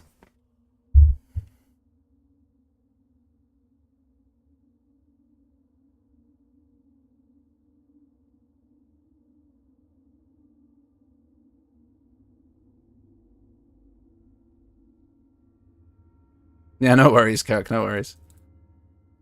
I like it. I think we've got it. I think we've got the leveling schemes for these builds. I've got them all down. The only thing is now that we have... I'm going to close some of these tabs because Christ on a bike. Now that we have Druid for... What do you call it? Death. Do we want to change... Oh yeah, no, I'll look at the sickles later as well. Do we want to change Druid off of Pestilence? Hi, Ben! What did you miss? We've kind of got the general idea of what we want for levels down for the Four Horsemen. Except I'm thinking, do we want to change Druid off of Pestilence? Because we were using Spores Druid, but now we have 2 Druids. Do we want to change that? Or are we fine with range of Spores that we had before?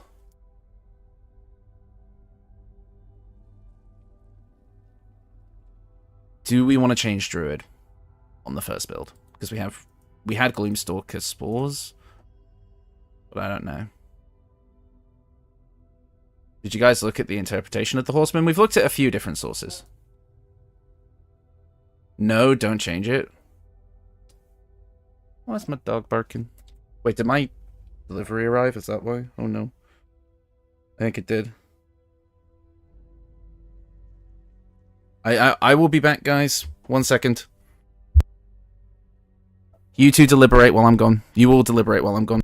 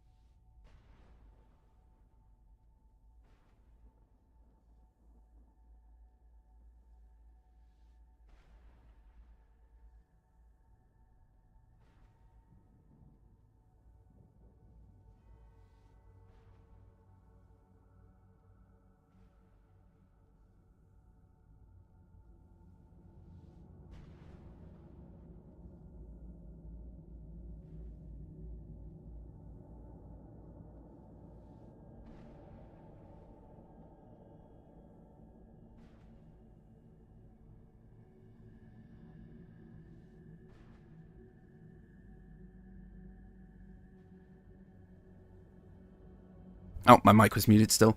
Hello, I'm back. It was my delivery. My delivery did arrive, and I'm very, very happy, because I now get to play a very good game. Hi, Teeny. We're currently deciding if we wanted to change Pestilence, but so people are saying keep it. Not too much of an issue to have 2 druids.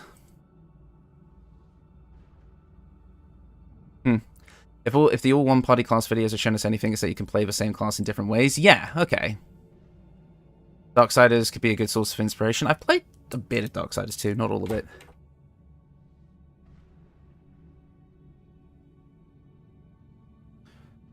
Hello, Poop Pal.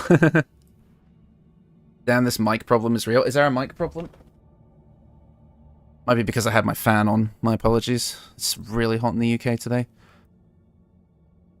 If my audio has sounded bad this entire time, it's because I had my fan on. That's why.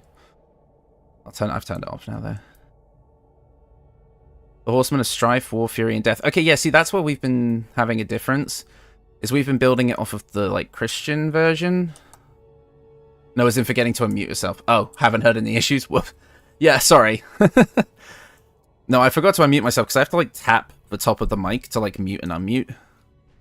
As in that mic problem. Okay. My apologies. It's actually not too hot in here now. The fan has done its job, so I'll leave it off for a minute anyway, because it's distracting. But it seems like the general consensus is to keep Spores Druid. So are we all in agreement on that? Because if so, I'm fine with keeping it.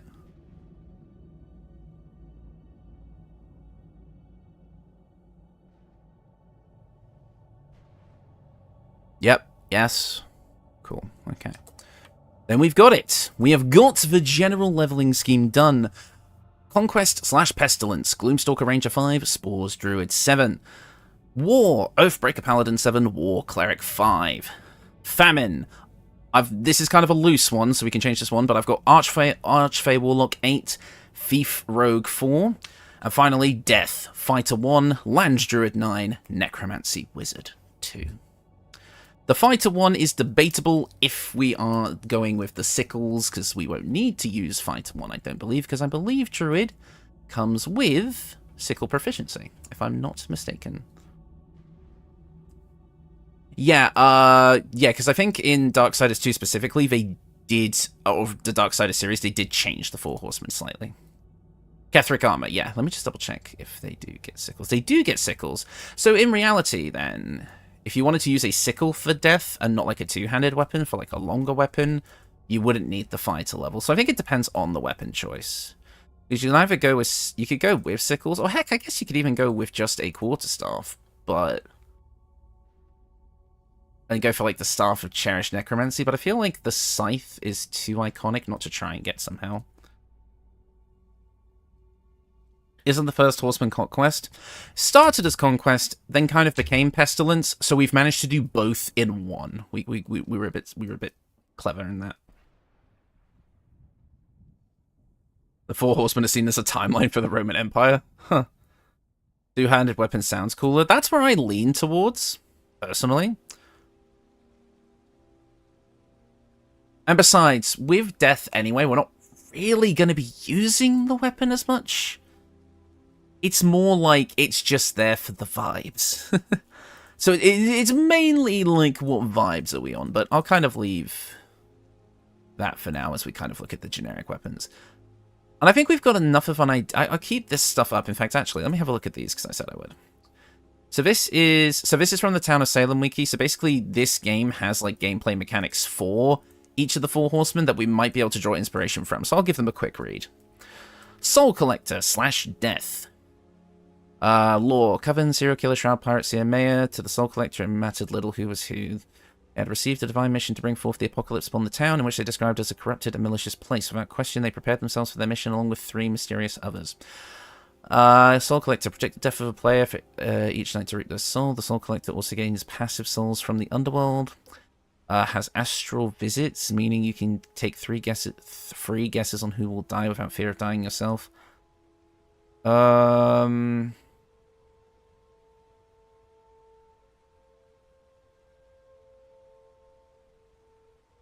This seems like a very different game.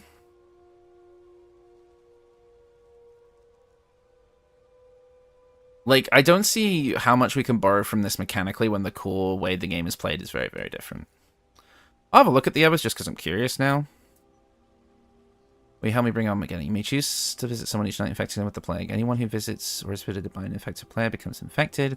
The jailer jails someone who is infected to jail will become infected at the start of the night. So this is just about, like, spreading disease. Yeah. We kind of got that one, because, yeah, this is Pestilence, yeah.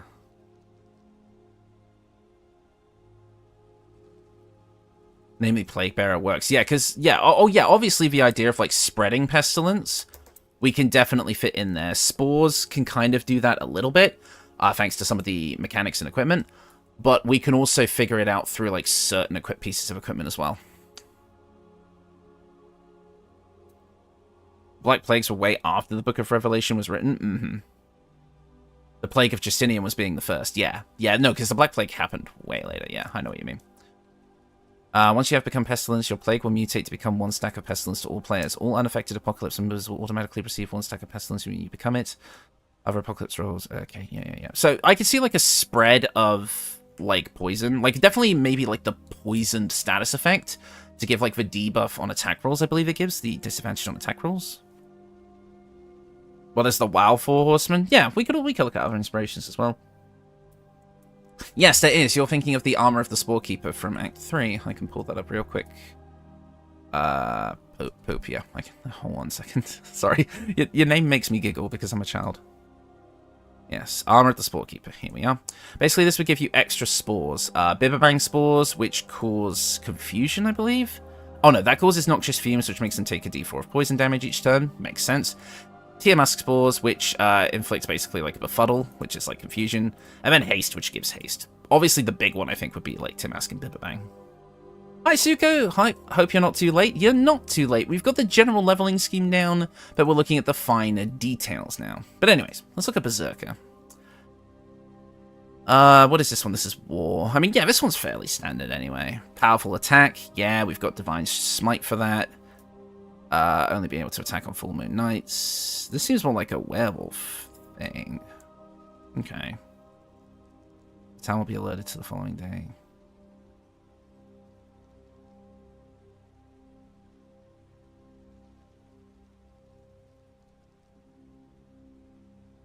Hmm.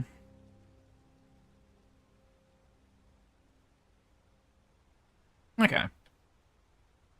Yeah, so this one is just like big, powerful attacks and like really high defense, but as a heavy armor paladin, we're going to have that.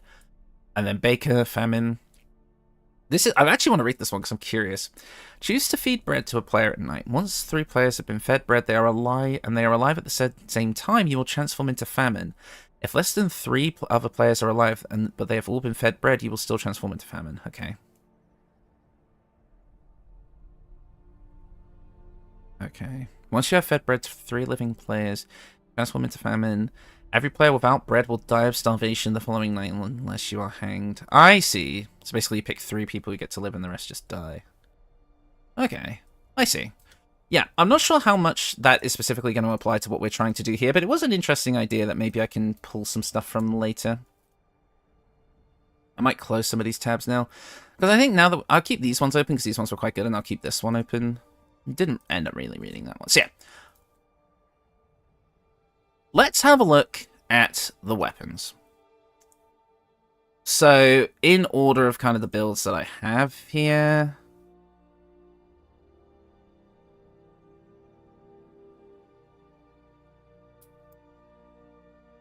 Let's see. Let me just scroll back up my notes here. Right, Gloomstalker Ranger, Spores Druid 7. Oh yeah, we wanted a bow. Because the first one wields a bow. Pestilence/Conquest wields a bow. So let's look at longbows. We know this one's going to be a longbow build. We knew that already. The question is, what bow are we going to use?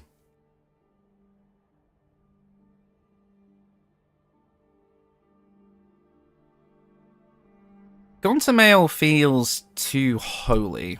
Not the only one who thinks that, right? Darkfire. Darkfire, if you wanted to get really biblical, Dragonborns to represent the Dragon of Revelation, which, if I recall correctly, was meant to be the end of the world, Ooh, and obviously they come in chromatic colors, so you could have the pale, the white, the red, and the black as Dragonborn. Hell, an all Dragonborn party for that would be really cool thematically and visually. Lightbringer shortbow. Let's have a look at the shortbows too.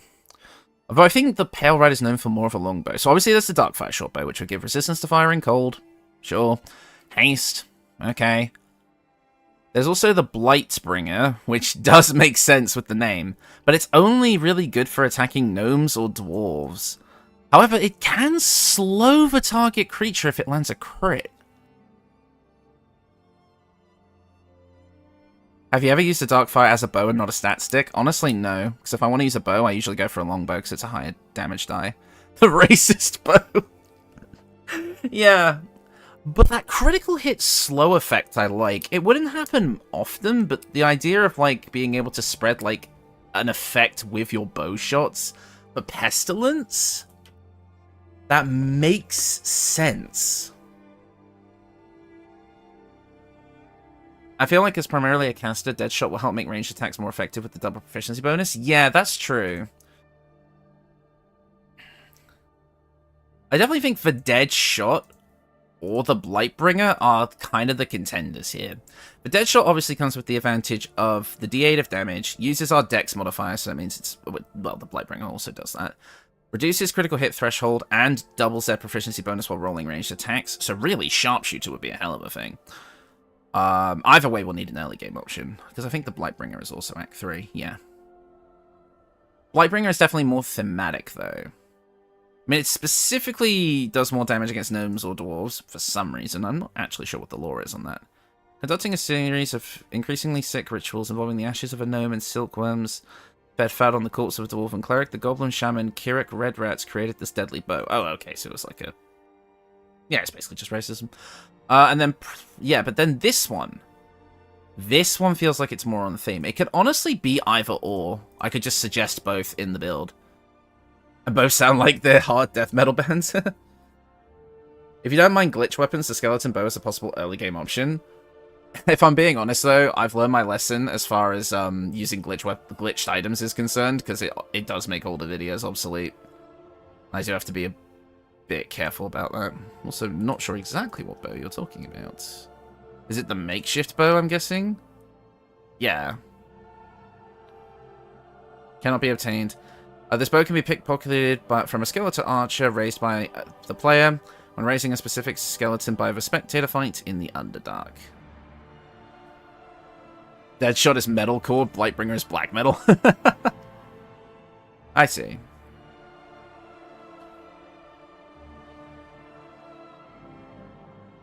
You know what? Why even make it... Just make it a choice for the video. I'll say both, because again, these are going to be full videos, not full party builds. So, or like a full party build video. They are still designed to go together. But, why not just suggest both and then have a generic early game option? Like, I would just say for the early game, either Titan String or Jolt Shooter, because Titan String works regardless of what your strength score is. It still gives a minimum of +1 to damage, which would basically be the same as the Jolt Shooter, just without the lightning charges.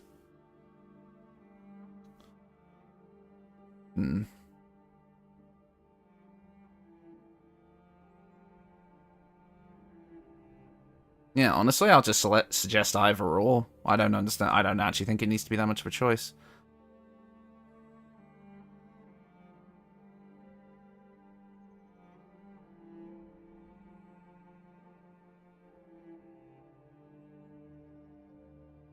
You can also use the Club of Hill Giant Strength early on, too.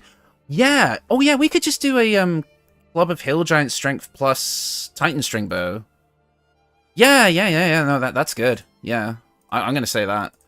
That actually makes a ton of sense. I completely forgot about the club. Use the Ichor Gloves and the Acid Ring for Pestilence. Yeah, because that is, Caustic Band, and then that can inflict noxious fumes as well. Yeah, there we go. So if we go with Titan String Bow... Then /or the Deadshot. I'm just putting these all on my document. Or the Blightbringer. Oh, dear. I'm going to love making these videos. So I'm thinking it won't be next week, but the week after, I will have, like, this be, like, a week of, like, Four Horsemen of the Apocalypse uploads. It'll just be, like, spread out evenly, so it'll be, like, Monday, Wednesday, Friday, and Sunday. You'll get these videos. Third one is in images.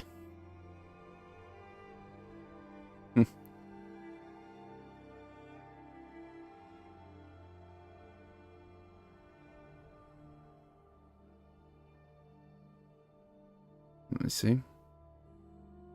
Did you post it somewhere? Sorry, I'm a bit all over the place today. Sorry. Look at the... I did see the Darksiders Horseman. I've played Darksiders before, yeah.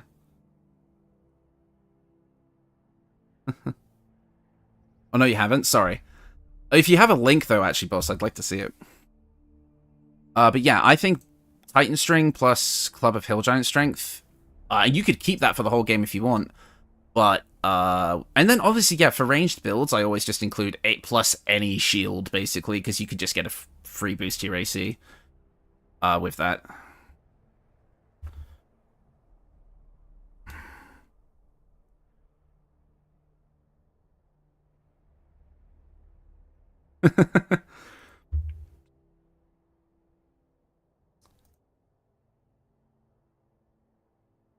Strife has a crossbow and Fury has a whip. Ah, interesting. Right, so with that, okay, so that's the weapons for Pestilence done. Let's look at Oathbreaker, who specifically, not Oathbreaker, sorry, look at War, which, if I'm remembering correctly, specifically used, yeah, a great sword, I believe it was written as. The great sword, yeah. So we want a great sword for this build, which works just fine. We're a paladin. Big-ass Divine Smites. Makes sense. I think somebody said the Sword of Chaos was basically a must. Yeah, because it deals extra necrotic damage and can heal us, I think. Yes. On a hit, regain 1d6 hit points.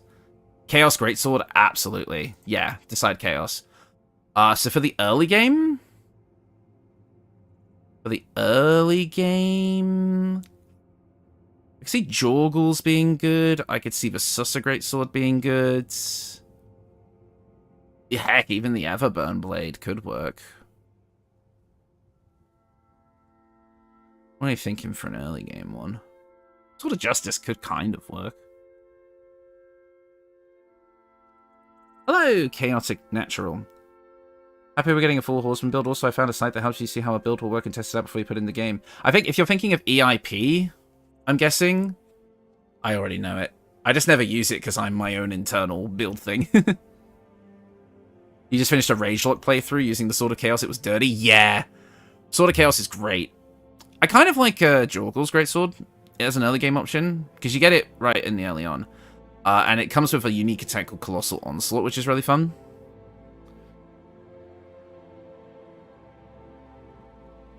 Yeah, basically any early game Greatsword will work. Svaldaby's Sword is also fun. Let me just remind myself. Yeah, the Svaldaby's Woundseeker, which is from Joaquin's Rest, yeah. And the wield gains plus 1d4 bonus to attack rolls with this weapon while attacking creatures that have already taken damage. Yeah, so it just gets better attack rolls. Yeah, I could see that.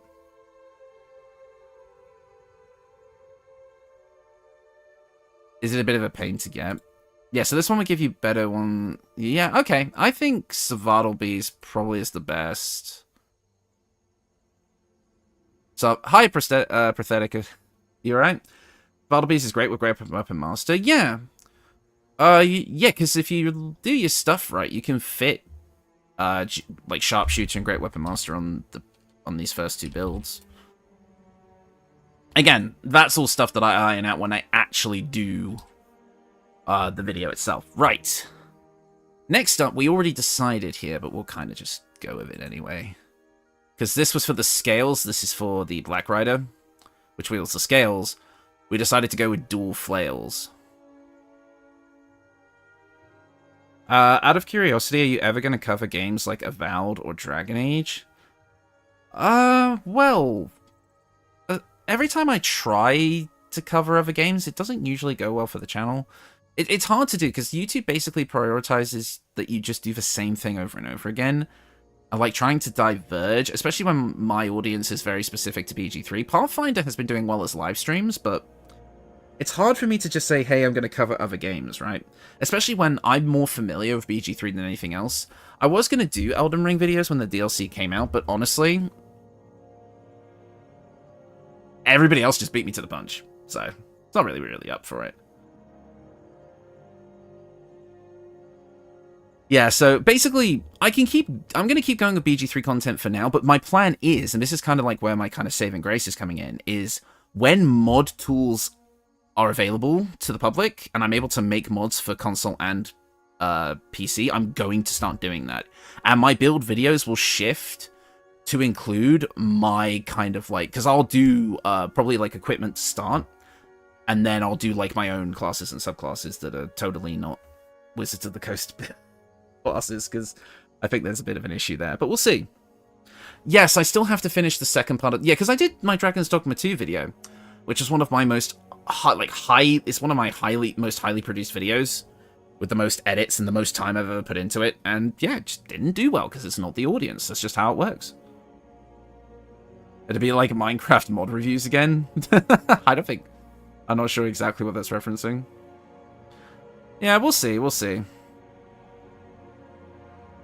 Yeah, because if you guys didn't see that Dragon's Dogma 2 video, it was definitely one of the ones I've put the most effort into, because I just kind of did it over the summer holidays. No, not the summer holidays, I did it over the half-term back in April. It was really fun. Yeah, so I'm definitely going to try and make some mods and such when the mod tools come out, and kind of have...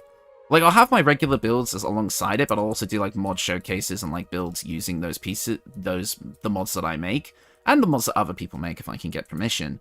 Because then I can be like, okay, but now I've created a build using this specific weapon that I've made just for it, and then you can use it with this, like, and this is how it can interact with the classes that are in the vanilla game. Or I make a subclass or something like that. Like, so for example, I think we talked about earlier about how, like, the Merkel Scythe, I could take the model, make it an actual weapon, and then make a build, like a proper Grim Reaper build based on that. Or I could maybe make, for example, this was another comment that suggested this on one of my videos, was making like a light one-handed weapon, but with the katana model, and I was going to add maybe like a bleed effect to it.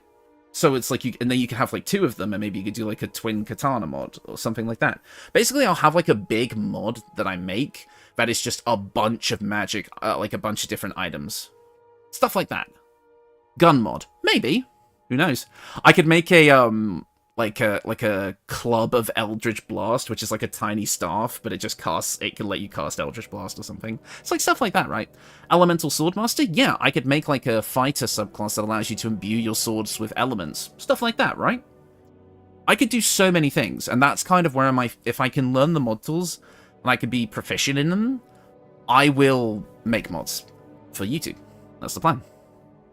A Nagakiba? Could try. It depends on how well model importing works. Yeah, exactly, right? Because my thing is like, I would actually make equipment that would appear throughout the game. So I'd have Act 1 equipment, Act 2 equipment, and Act 3 equipment. I'd probably add, like, a legendary weapon for each class, but I would also have, like, weapons that you could... Basically, it would be, like, kind of like those, like, immersive mods for Skyrim, where they're like, okay, we're going to add, like, a ton of weapons to the game. Not all of them are going to be good, but depending on like where you get them in the game, it makes sense, right? So I'll have like a bunch of weapons that appear, like basically any weapon that I make that has like a unique property to it, like as for example the one-handed katana, I would make like a level 0, +1, +2 versions of that throughout the game. Makes sense, right?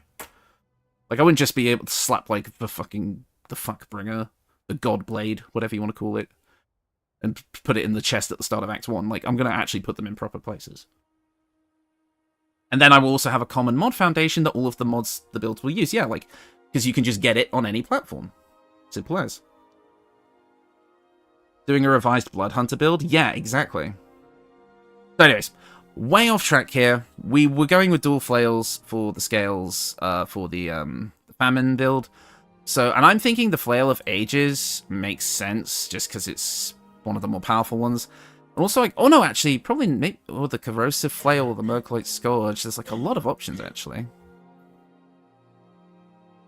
Yeah, exactly, Ilya. 100%.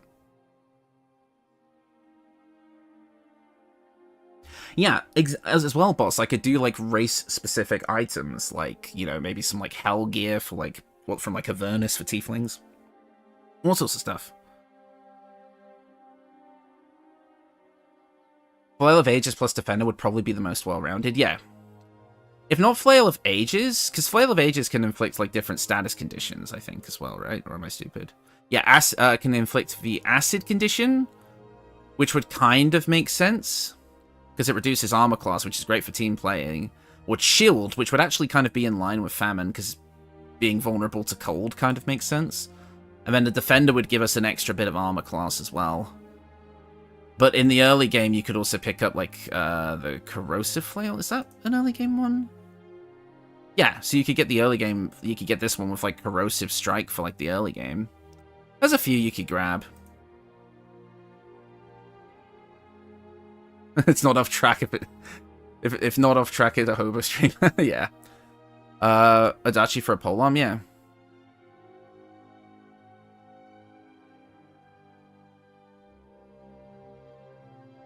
Unfortunately, Kirk, they've already said that, especially for the console side of things, editing quests and like making significant changes to the map is out of the scope of what the mod tools are going to be capable of, unfortunately. It's basically just going to be, they've stated it's going to be for making items, classes, and subclasses, and that's basically it. Not really custom quests, unfortunately. But anyways, the Mercolite Scourge is obtained in Act 2, correct? Yes, that is true. So you could grab that. You could grab these. Defender, Flail of Ages. Yeah, I would say probably these two are the best, especially considering you can obtain this one in Act 1.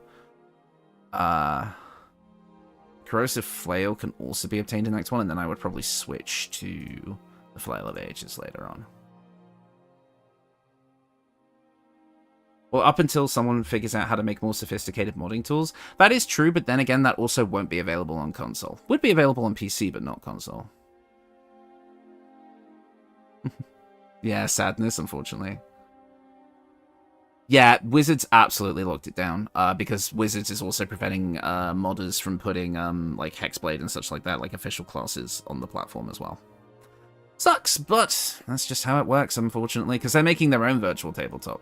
Anyways, so I think I've got this down. So we want to defend a flail to start. Yeah, defend a flail. The defender flail in Act 1, and then we probably want the corrosive flail. Yeah, or the Mercolite Scourge. I'll probably say the corrosive flail because you get it earlier, but I might mention the Mercolite Scourge in the video. And then we want the Flail of Ages. Perfect. I like the sound of all that. Cool. So that's the weapons for Famine, getting the twin flails for like the scales. I like it.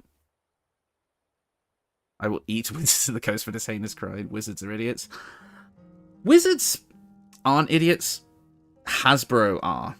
Hasbro usually pulls the strings. There's a lot of... And obviously the higher-ups at Wizards aren't great either, but it's mainly Hasbro.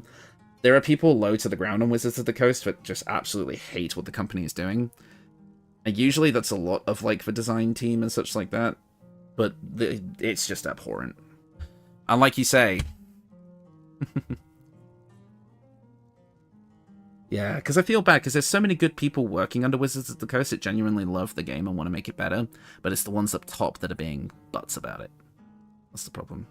I will get to the top and I will eat all of Hasbro. But that's why, for my games and such like that, I'm looking into the other tabletop systems. Like, I'm going to be playing Stars Without Number for when I DM next, and I'm really, really looking forward to that. Also, there's going to be an official announcement about this on Monday. I'm going to do an update video for the channel on Monday, which is going to announce some things. But in August, I'm going to be part of a charity event, and you guys will like this. I'm going to be DMing a D&D one-shot that uses the Baldur's Gate 3 character sheets that came with the game for the official characters as part of a charity event. With the ability to donate to basically, to like it's like a charity event for like a specific disease that I can't pronounce the name of very well. Fibroglycemia. I'm so sorry if I messed that up. But like I think if people donate like small amounts of money, basically like random effects and such can happen in the game. So yeah, that's going to be something I'm doing soon. But you didn't hear that from me yet.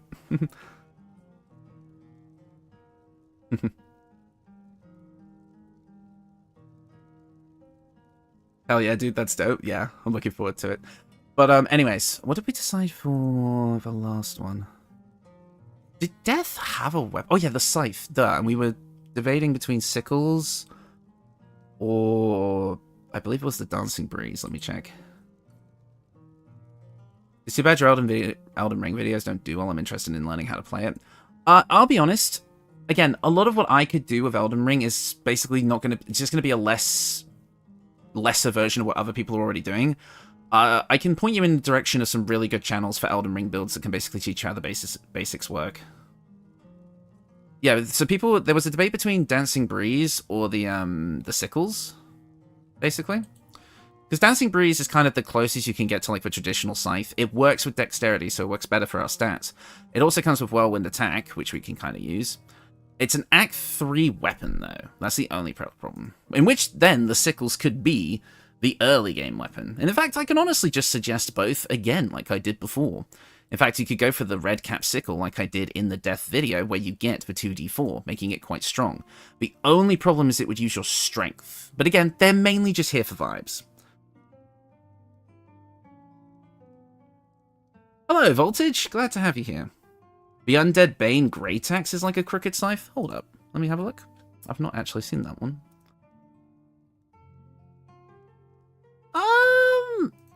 I can kinda see it. Kinda see it. What else do we... But it's... Yeah, Strike with Subjugating Fury, adding your proficiency bonus to the damage roll. If you hit a fiend or a dead creature, it deals an additional 2d6 slashing damage and possibly inflicts Bane. It's another Act 3 weapon. I see. Like it's folded down? Yeah. Hi, Mike. First order of business for creating the Four Horsemen, getting a mod that actually adds horses. Yeah, something along like that. But there's also the sickles. I could also... Yeah, somebody said the Suka sickle. Susa sickle. Which silences a target on hit. I can see that. There's so many different options for like ways we could go about this.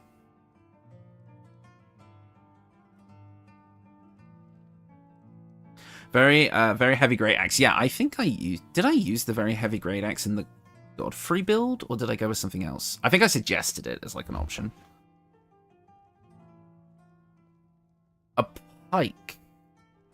Not actually looked at the pikes very much. Let me have a look.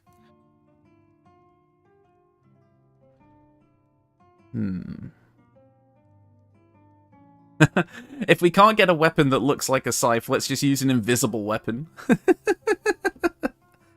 Gains advantage on all the attack rolls and scrolls, a critical hit on a 19, attainable in Act 1. Like some sort of soul weapon. Orthic Hammock is the special attack, looks like a sickle if you squint very hard. I know what you're talking about. It's, more hammers? Yeah, I see what you mean. Believe it or not, this icon here was actually originally for a different spell that got cut from the game. Hold up. Let me see if I can find it.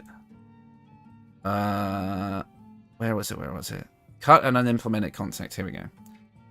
If I can find it. I think it was like Dispel Magic or something? Unimplemented spells. Here we are.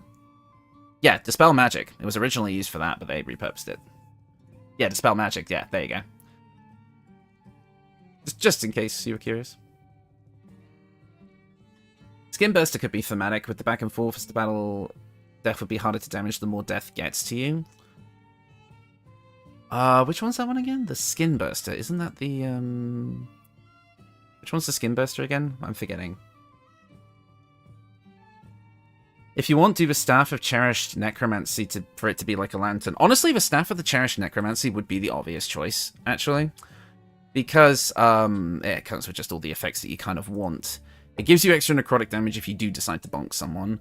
I would basically give you like free spell slots, and creatures would have disadvantage on saving throws against necromancy spells.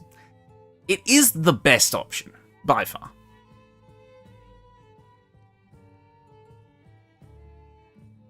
How about that has Force Conduit? I see. Okay. I'll quickly have a look at that one.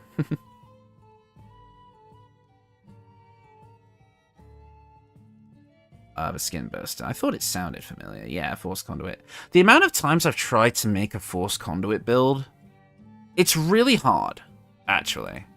Because Force Conduit is an enigma in of itself, because it only has 3 sources in the game. One is a piece of heavy armor with 17 base AC, which is not good. The other one is the Skin Burster, which is a 2-handed weapon, and then the third one is a shield, so you can't use the 2 of them together. It's a bit annoying.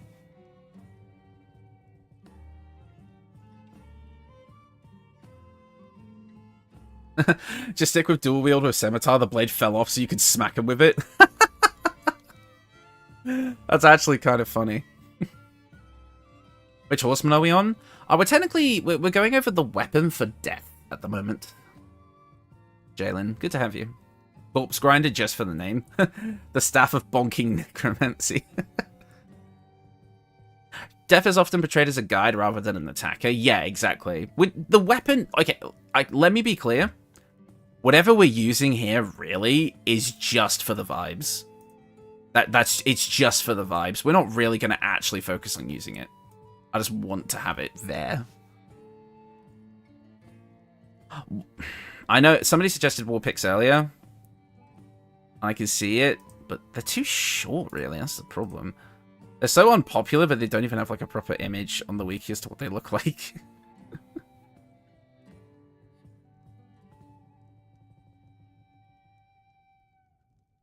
If it's just for the vibes, the staff is probably the way to go. Probably, yeah. You can find a Skin Burster with damage reduction armor and armor of Agathis, stone skin, and the heavy armor master. You're basically immortal. Cherish necromancy staff, tape, and a scimitar for the safe form.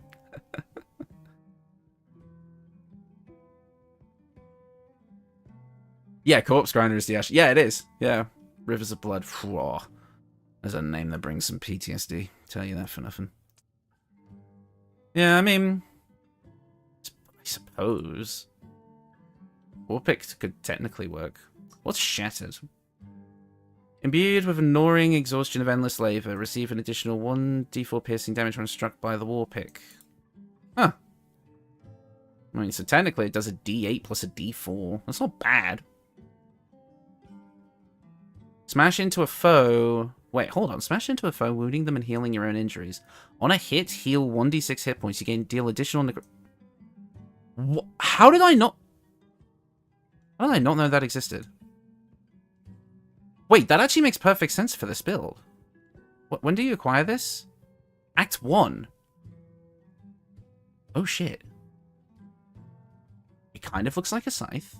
Kind of. Short stack version. Deals additional necrotic damage and heals, which is kind of the whole thing that we're going for.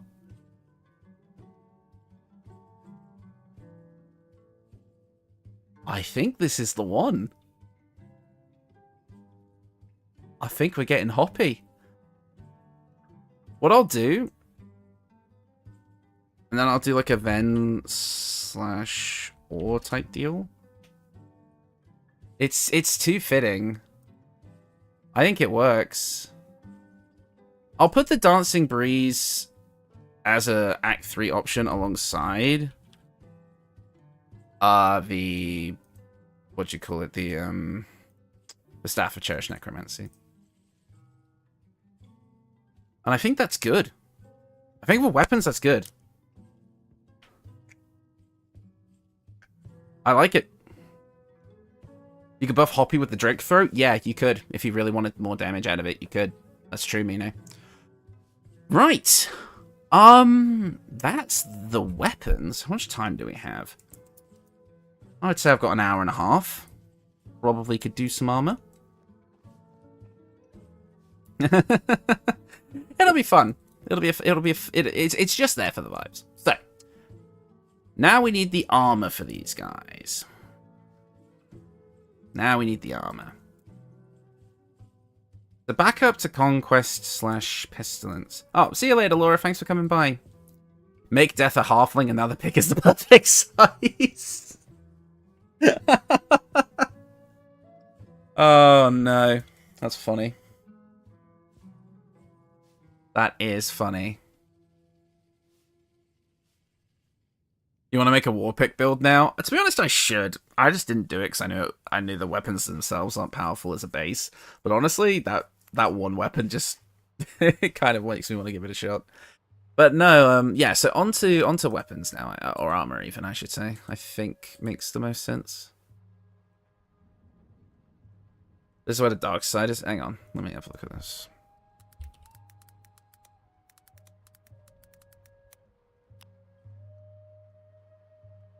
Have a look at these guys. So is it, well, is these guys like the protagonists, right? No, I don't want to go to freaking Game Rant. Oh my god. Stay away from that website. This isn't right, is it? No, this is something else. Where's it? Is it these guys?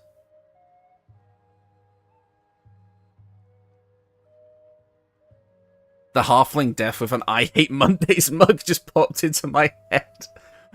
Oh my god, that's perfect. If only we had the Piercer feat in this game. Yeah. Oh my days, yeah. Yes, down. Sorry. Which one? This one here? That's one of them. Tell you what, can somebody just post an image? Ben, can you post an image in the Discord? Four Horsemen. Oh, it's this one. Oh, okay, never mind. Perhaps I'm stupid. We've actually got a cutscene. Well, we can watch this. We'll see what happens. Full screen it. Can you guess what I lust after in this broken world? What is left to want? Power. I always thought you were the smart one. In an early run, I made gear with Skin Burster as an Abjuration Wizard with 3 Dit for Warlock for Armor, Shadows, and Pact of the Blade. Oh, that's actually cool. Like a spellcasting Beyblade. Hey, I mean, I'm just getting an idea. So who's who? Ben? Just so I understand. The entry that was basically Soulsiders instead of Darksiders. Yeah, because when I played Darksiders 2, it had like a lot of like early Zelda vibes to it, like 3D Zelda.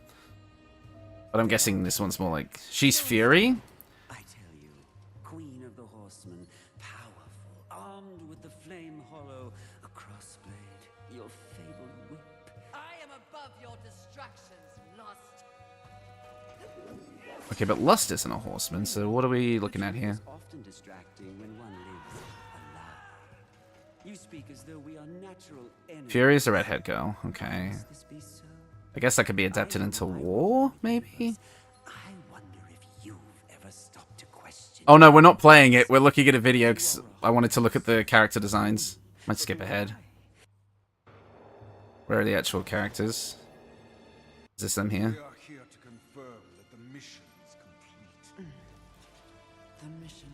The other sins have been destroyed by my hand. Death worked to free War and clear his name. More importantly, we have exposed a great conspiracy. As cool as these designs are, I have no idea how I would make anything close to them in PG3 at all. At all. I have no idea. Fury hunts down the sins. Yeah. Like, don't get me wrong, they're cool. I have no idea how I would make these in PG3. Leave that one to me, I think. I mainly just want to get, like, the mechanical aspect of the builds as far as, like, the armor and such is concerned. So, I think for Pestilence, we had already decided on the armor of the Sporekeeper simply because it does give more ways of kind of spreading Pestilence. Right, War is the dude in the red. Okay, well, I guess that makes sense. Death will be the hardest since it's always shown as a skeleton. Yeah. Let me have a look, boss. Let me have a look. Where did you post it to? Channel Talk? That is a very small picture.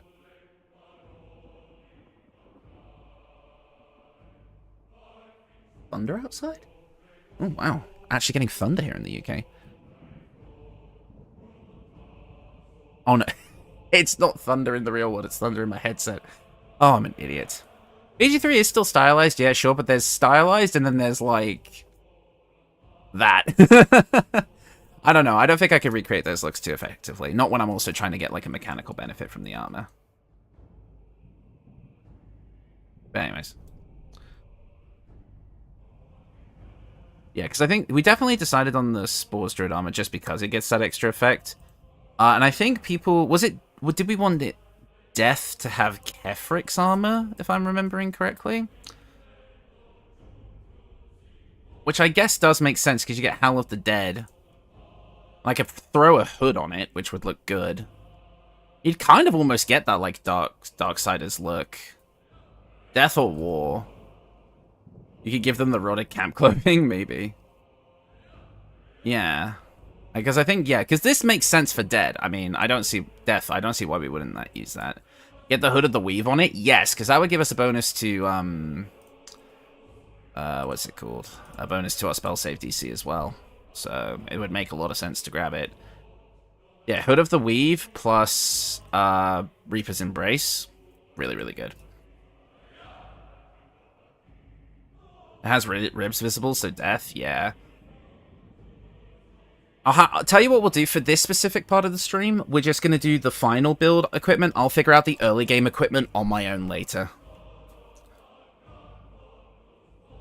Or the Assassin of... Yeah, I think the Hood of the Weave works better just because we'll get the bonus to our spell save DC, which is really good for our Necromancy spells, because a lot of them require death saves. Channel talk, by the way. Let me have a look. Oh, yes. I wish we had that helmet. Oh my god, that looks awesome, Ben. I wish we had that. It's like an older version of, like, it's like an older design for Ketheric as well. That's kind of sick.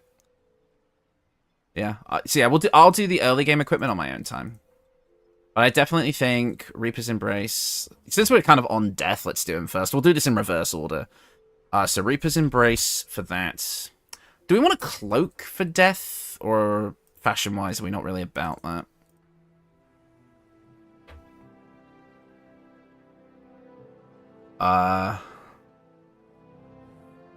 The best looking hood in the game is probably that monk one. Yeah, you're thinking of the hat of Uninhibited Kashyyyk. It's called a hat, even though it's a hood, I think.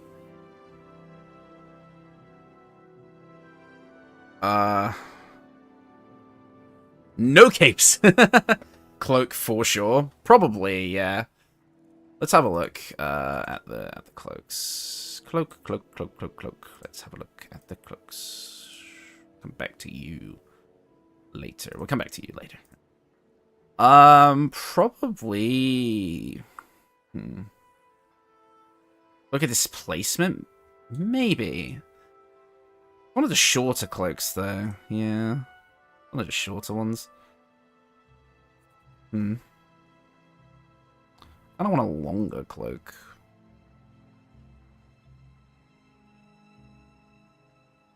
Cloak of the Weaver's the longest one. Yeah, I don't like the frilly crap on it. Yeah, I don't know. Flesh Melter if you're in melee a lot. The Flesh Melter probably makes the most sense, but I'm not into the design on the back either. I almost just kind of want like a regular basic cloak. Really wish you could hide cloaks. Yeah, I can kind of get where you're coming from.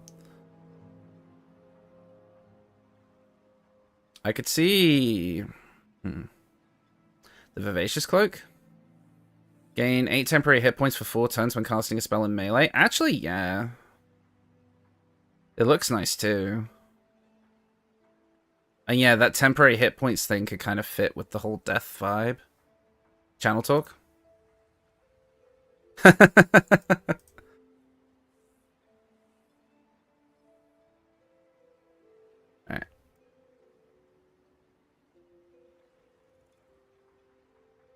Reverse Rain Cloak looks cool. I mean, I can see the Vivacious Cloak. I could see this one. If we end up being in melee.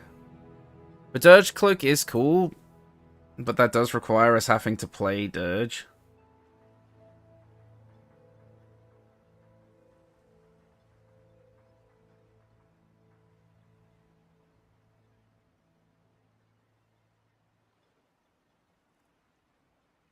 Also just the basic cloak of protection.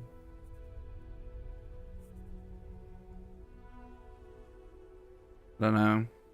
Dodge does get Power World killed. That's true.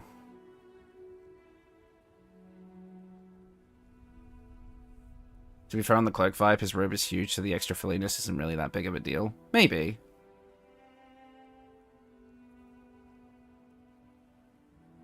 Wait, hold up. That's a long-ass basic one.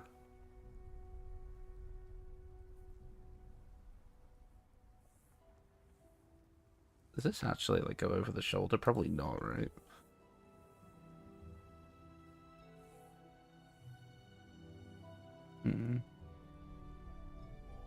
Kind of like this. But the Harlequin black and white, it actually looks really good. Was Death the Paladin one? No, Death is the Land Druid. I like the way that one looks, actually. Where can it be bought from? Dropped by Harper Lysandra if she dies or is killed. I don't know. I don't know. Might be something I actually have to look at in-game. Reverse Rain Cloak is the same, but we don't want to just be wet all the time. We don't want to just be wet. I don't know. Leave that one with me. Leave that one with me. I'll figure that one out later. I'll put to get a cloak.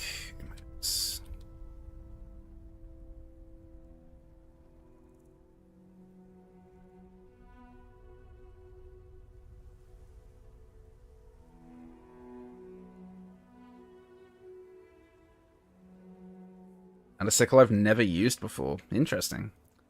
Let's see. So with that, handwear, footwear, amulet, rings for death. So handwear for death. Let's have a look.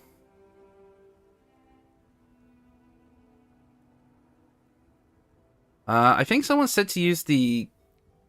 Yeah, but we're not really focusing on weapon attacks with this build, though. Because you could use the Icarus gloves with the caustic band to basically get noxious fumes off. But I think that works better for Pestilence, probably, not Death. I'm thinking of the wrong build. What could work for Death? Yeah. Or...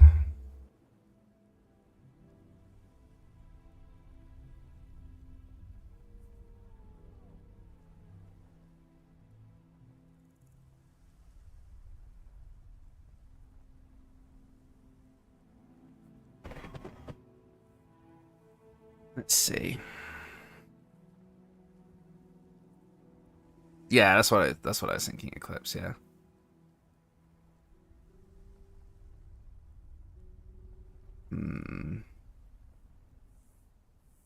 Already wearing heavy armor, so maybe there's something here.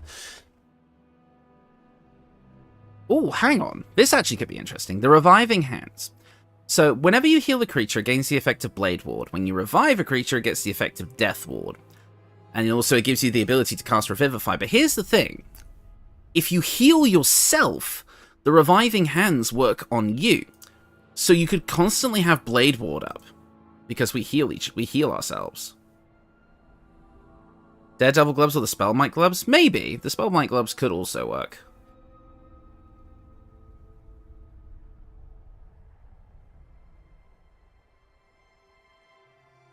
That could work. But I suppose, yeah, the Spellmite gloves could also work. Death Ward is like death turning a blind eye. I think it would be more for like our allies rather than like the people we're up against, obviously. But yeah, death turns a blind eye. I kind of like that vibe. Being able to give our allies Death Ward. Being able to prevent death for the Four Horsemen as much as being able to...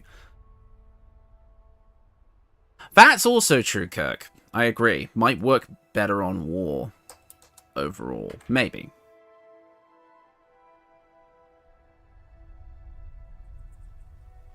I do agree with you there. Let's see. Someone recommended the Spellmite gloves, if we're really going down that route, maybe. Wherever they are. Where did I leave them? Yeah. Spellmite could work for sure. gloves of soul catching. There's no point in recommending things like the Helldusk armor or the gloves of soul catching, because by the time you get them, the game's over. Like, you beat the boss that would give you these. Like, and at that point you're strong enough that it's not really going to matter. Blackguard's Gauntlets. That would give us inflict wounds once per long rest, if I remember correctly. Yeah, once per long rest. Raven gloves, just to have a carrion bird following you around. That would be kind of nice as like a thematic thing, especially if you use like the raven to like scout ahead. That could be fun. Link to the sickle in the chat. I see. Oh yeah, the Wave Mother sickle. Yeah. I know the one.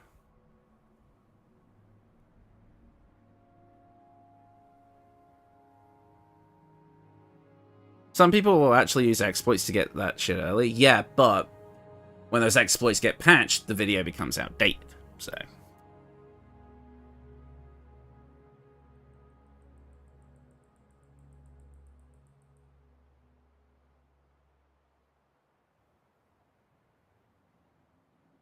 Oh, is that true? Hold up. If that's true, then yeah, perhaps. Perhaps. Yeah, it is a +1 to all attack rolls, not just weapon attack rolls. Okay. I could see that, actually.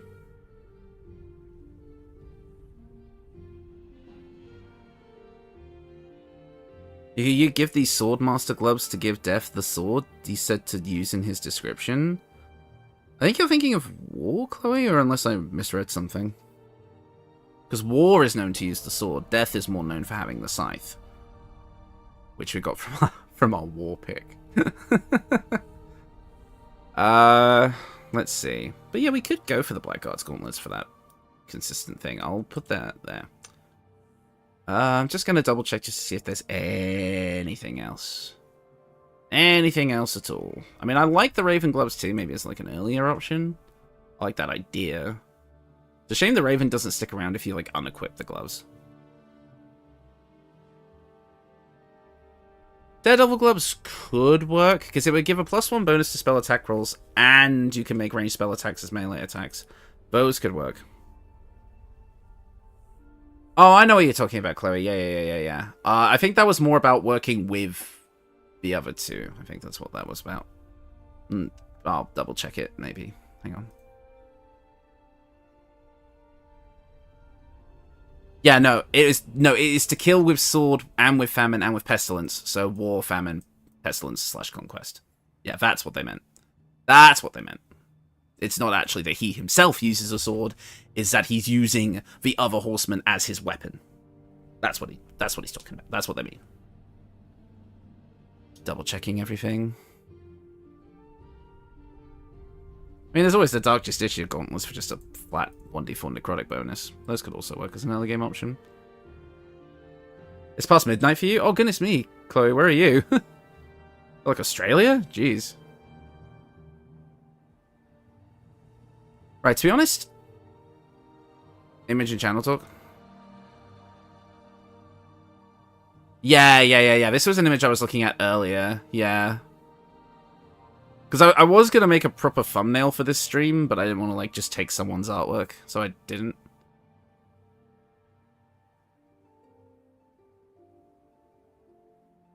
Yeah, we got the Dark Justiciar gloves as an option. Yeah, because these would just give us an additional bit of necrotic damage on weapon attacks. But again, we're not really trying to focus on weapon attacks, so I'm not sure if that's good. I think the Blackguard gloves as like a final option are probably the best. I like the idea of getting inflict wounds as a level 4, and I like the attack roll bonus. Australia? Yeah, I thought so. Damn. Well, I'm probably only going to stream... I'm hopefully not going to stream that much longer. Yeah, I can see the Blackguard Gauntlets for death. I mean, we're still just on death for the equipment. Let's move this along a bit quicker. Like I say, I'll do the early game stuff on my own time. Right. Footwear. Daredevil early for sure. Yeah. Well, like I say, I'll figure it all out on my own time. Yeah, the Vampiric gloves would have worked. Yeah, the Dexterity gloves are always an option too, but I mainly like to use them if I have to patch up stats. Otherwise, I try not to. Boots, boots, boots. What are we doing with the boots?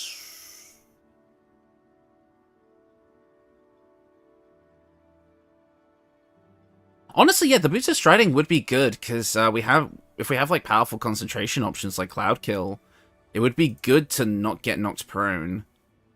That is definitely an option, especially considering they're so early as well.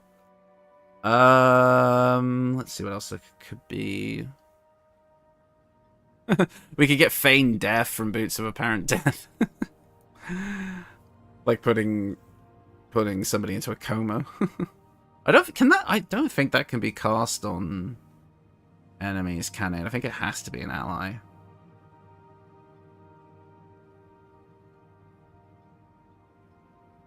Yeah, no, the Boots of Striding are some of the best. To be honest, I actually just think the Boots of Striding could do the whole bloody thing, since we are so concentration-based for a lot of our powerful stuff. Yeah, the Beckoning Darkness spell could be good if you kill the Night Song, which I don't know if most people want to do. I could include it. I mean, I'm guessing if you're playing these characters, you're probably playing an evil run. I think most people would play an evil run, even though the Four Horsemen, in my opinion, aren't inherently evil. Constantly keeping Hunter's Mark up. Yeah, you know what? It seems like there's a lot of love for the Boots of Striding. We'll go with that. Right, accessories. Accessories. Let's see. I believe... Didn't we have something for this already? I can't... No, that was for Pestilence. I keep getting these two mixed up. Accessories. Let's have a look at accessories. Who was getting Spectator's Eye? That was Pestilence. Pestilence was getting the Spectator's Eye. Because it gives way... wait, Ray of Fear and Wounding Ray. Which is... Wait, no, is that the one we were thinking of? That's Fear and Necrotic. Were we thinking of a different one? Hold up. I think we were thinking of something else, weren't we?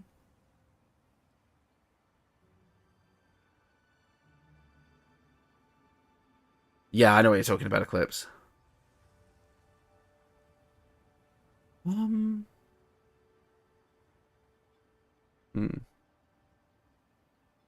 Yeah, exactly, Prophetic. That's what I'm thinking of. No, we are on Death. We are.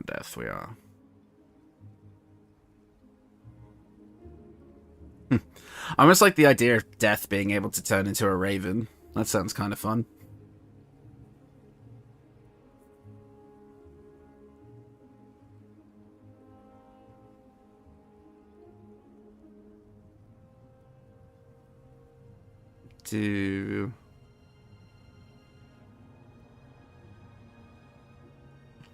I know what you're saying, Mike, but I've got to do builds without the frickin' reverberation gear. I use it way too much. Death loves their carrion birds. Yeah. I always love that sort of thing, like, thematically, for sure. But then again, Death is a druid, so we don't need it. Yeah, I just remembered that, Kirk. Yeah, I just remembered that. I just completely blanked on that. We're already getting that, so it's not a point.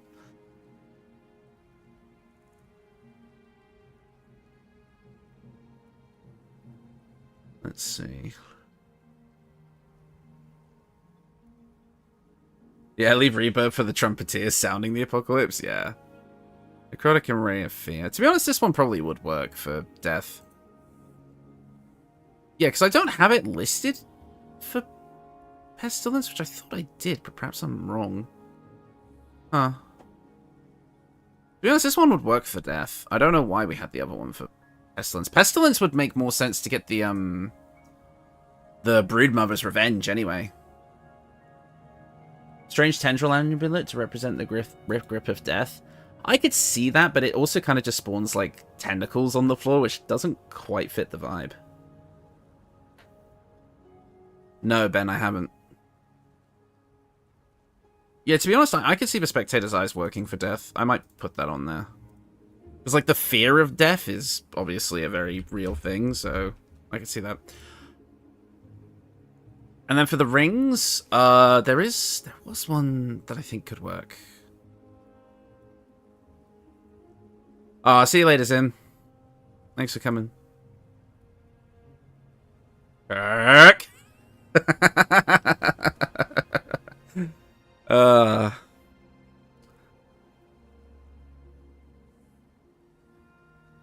Yeah, because there's the Ring of Exalted Marrow, which allows you to use Extort the Risen, which lets you cast Command on Undead, as well as Ghoulish Touch, which is another... It's like a paralyzing attack. That could work.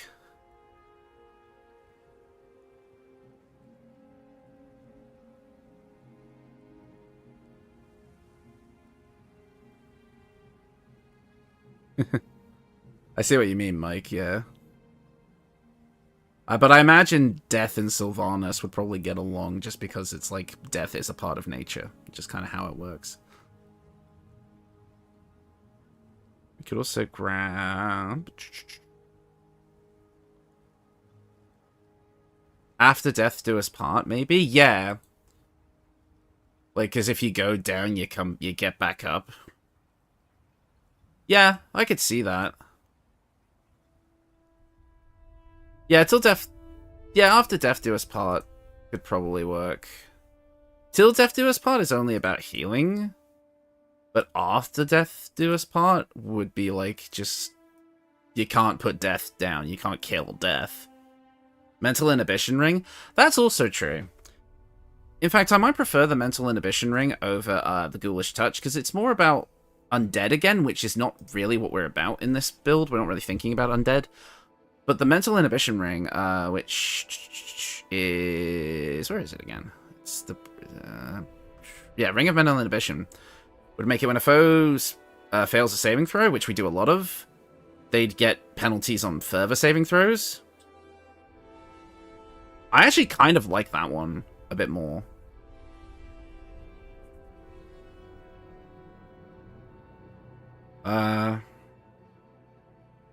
Out spell, Stinking Cloud of War of Fire. Okay. I kind of like that, actually. The Ring of Mental Inhibition. Good synergy? Yeah. Because we have so many saving throw spells that actually I think that's going to work. So, right. We've got Death's equipment done. That's pretty good. Okay. So, yeah. That's that. Death is pretty much done. Again, I'll figure out the early game equipment on my own time. I'm going to go back up the order to Pestilence now, just because I'm going to end up confusing myself. So we're on to Conquest / Pestilence. We've got the weapons figured out. Let's look at the armor. Let's look at the armor. Killer Sweetheart, Paralyzed by Fear. That's probably going to go on the Paladin build, because Paladin can make much better use of it. Damn it, Mike. Damn it. God damn it. Yeah, because I think, because we kind of decided that we definitely want the Sporekeeper's armor for this one, because again, it's about spreading Pestilence even more. So I think we're all in agreement on that one, unless there's something else, but I really don't think there is.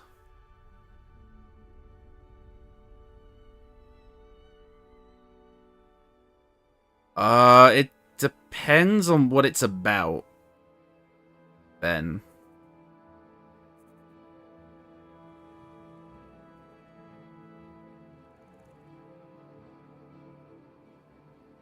Yeah, Sporekeeper for sure. I agree. I think it's too... you can't not have it. Analog Horror. Oh, okay. To be honest, I put it in... I'll make a new channel. Give me 1 second. I'll make a video sharing channel. Hold up. Literally give me 2 seconds. Does not take me that long. Yeah, there you go. Video sharing. It's in general under art sharing. There you go. That's quick. Damn.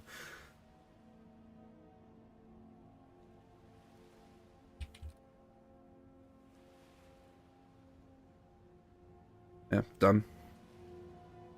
'Tis the power I wield. Yeah, okay. We'll go for Armor of the Sporekeeper then for Pestilence, because it makes too much sense. Can I not have everything be blue, please? Thank you.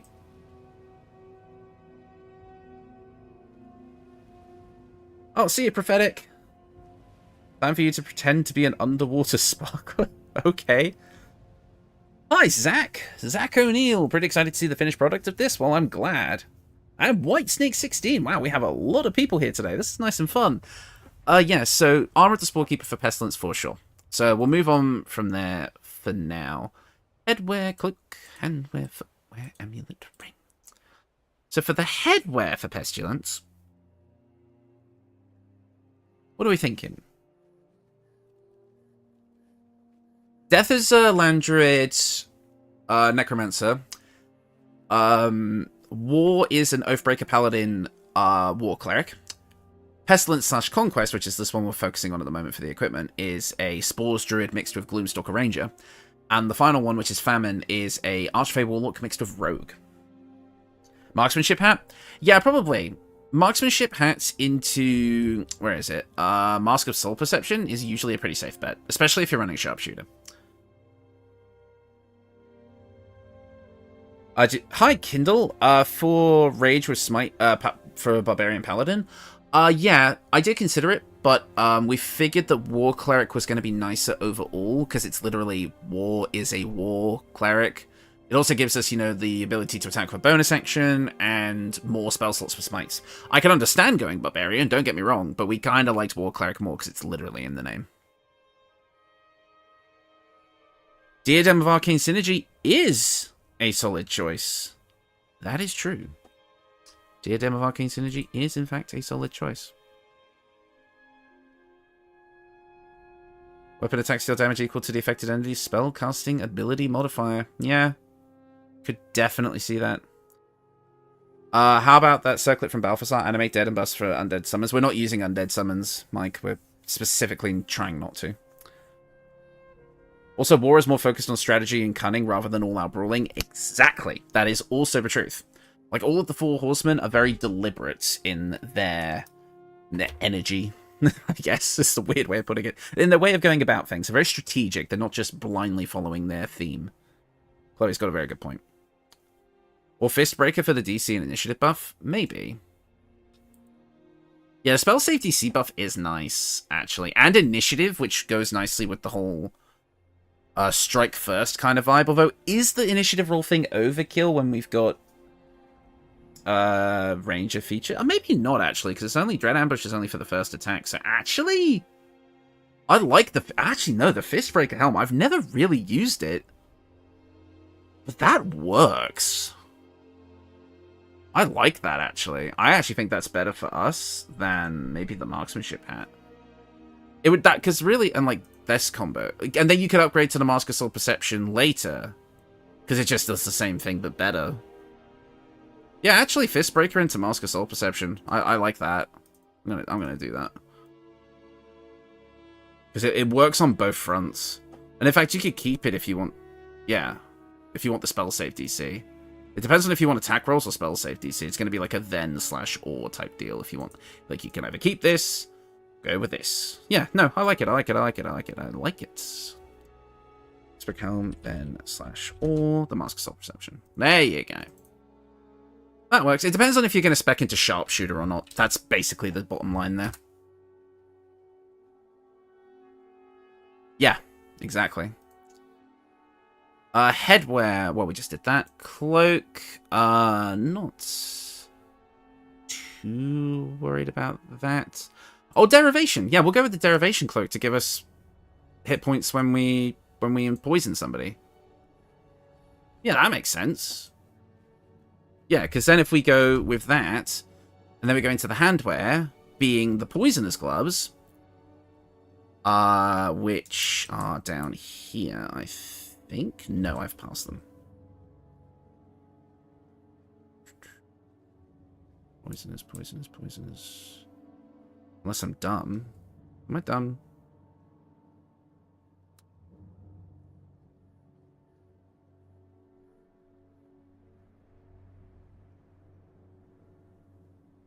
There you go. Poisonous gloves. I thought it was in the green section. It also triggers brood mothers as well, so it lets you keep brood mothers up permanently. Yeah, that's what I was thinking. Yeah. And then whenever you deal poison damage, the target needs to succeed a con save or become poisoned. Because poisoned isn't an innate condition that just comes with dealing poison damage. You need this glove for the weapon attacks, or you need like Ray of Sickness for the specific spell that does it. But with this, yeah, we poison, get healed because of the poison from the cloak. That keeps up Broodmother's Revenge. Exactly it. Means we don't necessarily need to run the Ring of Regeneration either. Because we'll have healing options in the party as well. And this is Act 2, so that's early enough. And then I'll quickly grab the... Because Broodmother's Revenge is Act 1. It's Act 1 and Act 3, so you can get it straight away too, which is nice. Yeah, Broodmother's Revenge. Yeah, so we'll spread poison that way. Yeah, exactly, Mike. Yeah. And then for the boots... Usually when I do like ranger characters, I like to go for the Disintegrating Nightwalkers or the Boots of Speed to be able to keep distance, but there might be something else.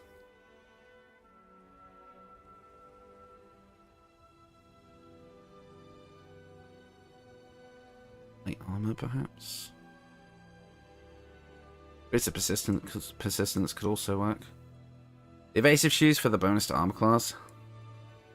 Vital Conduit allows you to refill your Spore HP. Unfortunately, that's not how it works. Temporary HP from different sources does not stack or like restore temporary HP. Unfortunately, it's not how it works. Unless it's currently bugged, in which case perhaps it does work, but it doesn't. It does not work like that. It's not supposed to, anyway. It is with this one. Vital Conduit boots are a rare pair of boots, so let's wear the grants to wear 8 temporary hit points when they cast a spell that requires concentration. But the thing is, like I said,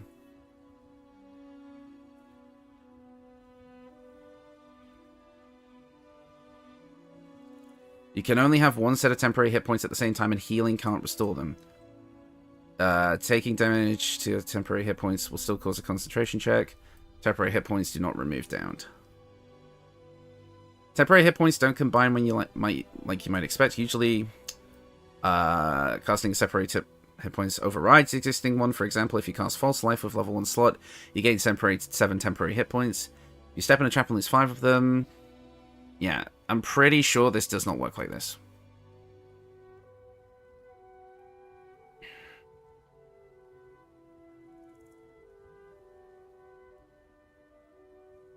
Yeah, that's a good build, Kirk. I like that one.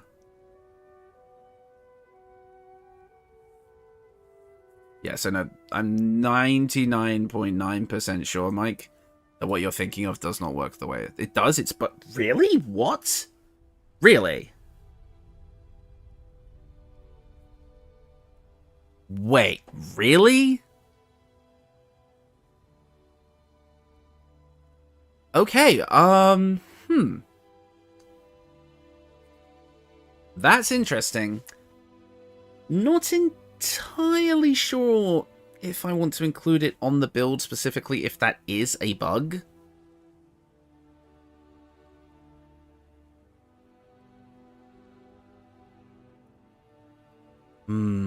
I'll mention it in the video. What I'll do is I'll include it as a mention in the video. But what I will say is, like, this is probably going to get patched, and I will include an alternative option.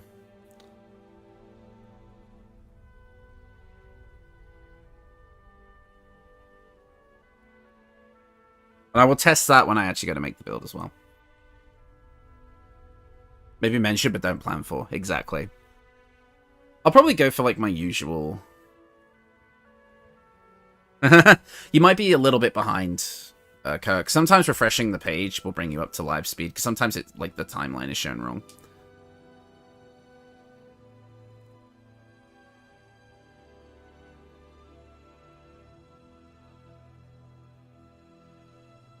Alright, let's see.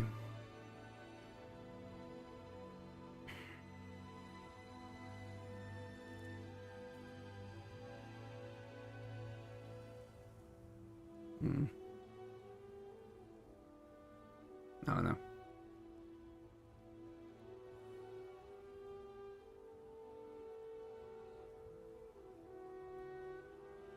Not using acid so much as poison on this one, right? Yeah. Not quite. Because I can understand where, like, this would come from if you were using acid, but we're not really focusing on acid with this one. I could see why you could, but I think if you were using acid, the main way you'd do that would be like with the gloves that give you noxious fumes, but since we're using the poisonous gloves, we don't work. Yeah, to be honest, the Nightwalkers are always great. And the fact that it would prevent us from being, like, entangled or ensnared and, like, such like that, to be honest, I'll just go with them. I'll mention the other ones, but, like, these are just some of the best boots for ranged builds anyway. I'm starting to lose my voice a bit. Oh, no.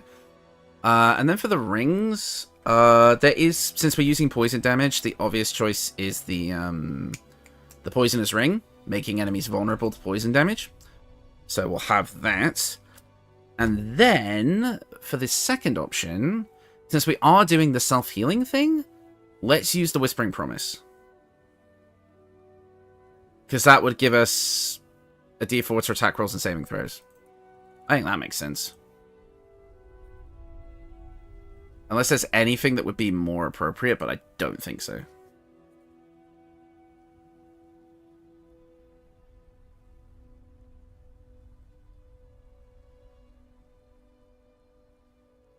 I guess resistance to poison damage, but we can get protection from poison anyway, I think, so that's not a huge deal if you're desperate for poison resistance. I mean, this one would work, obviously, but I don't think we need it. I would have rather use the ring slot for other things. Probably could use that on a different build, actually. Yeah, no, I think the rings we got here are good. I'm not gonna chop and change that too much. It does auto trigger Broodmothers. I know that much, but I mean, yeah, we could. I mean, it's an option again. But again, if we have the poison cycle working, it's not necessary. But I'll put it in as like an option. Sure, so it's in the document anyway. Right, so that's that. Let's have a look at War next. War is an interesting one. We've already got the weapon. Basically just going to be heavy armor stuff. So let's have a look at that.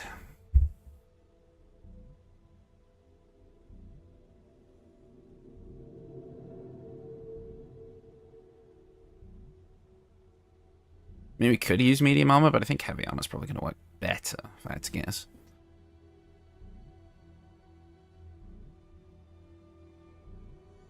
What are we actually listening to at the moment? Oh, it is still Skyrim. Okay.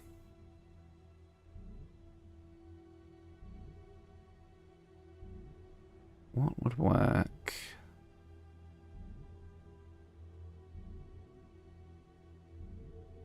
For War. Yeah, the Armor of Persistence is pretty much the best choice. Lord Helldust could also work in the early game. Probably, that's true, Mike. That is true. Yeah, perhaps the Ring of Regeneration is the better option there. We'll see. Yeah, this is one of, like, the best options, for sure. But I almost want something, like, bigger. Did you get what I mean? Like, the Armor of Persistence, like, it's too smooth. Like, I know that sounds weird, but it's, like, it's the vibe I'm getting, right? It looks too smooth for what we're going for. I know that's dumb. I know that's dumb. That's just the feeling I get. Do you get what I mean? Yeah, you get what I mean. You get what I mean. Almost kind of like the Blackguard plate in that sort of respect. It's just got like the cloak coming off. It's got like the big shoulder pads. Light armor +2 also looks cool. It looks like medium armor. Yeah, you get it. You get it. Looks like medium armor. Split armor +2, as cool as it is, it looks more like samurai armor, which I've taken advantage of in the past.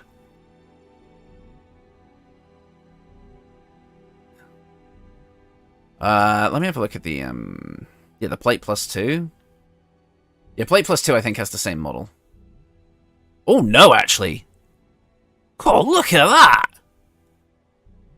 Absolute shoulders on this lad. It's huge. Yeah, sorry. I noticed my mistake quite quickly. Holy hell's bells.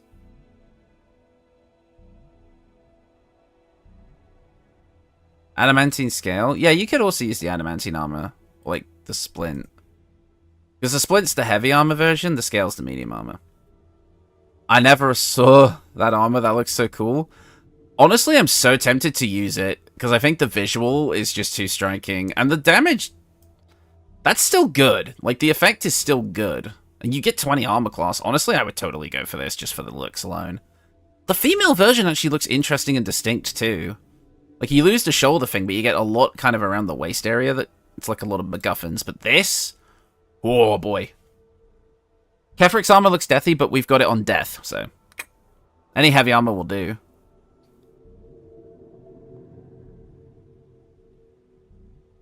We've already got the full build, Kindle. We're not really... We have a Warlock that can do Darkness Death shenanigans if the really... Darkness Devil Sight shenanigans if you really want to. That's Famine. You can bump up the armor class more with the Cloak and Ring of Protection too. Yeah, but 20 is like enough. Honestly, yeah, we're going to use the plate armor plus 2 because it just looks too freaking cool. I mean, I've gone on record suggesting like the basic barbarian clothing before because it just looked good enough. But yeah. Yeah, we'll go with that because it just looks cool as hell. You gave Lae'zel that armor and it has the pauldrons too? Oh, okay. Fashion is the best, obviously. Right. Headwear, cloak, handwear, footwear, amulet, ring. Headwear.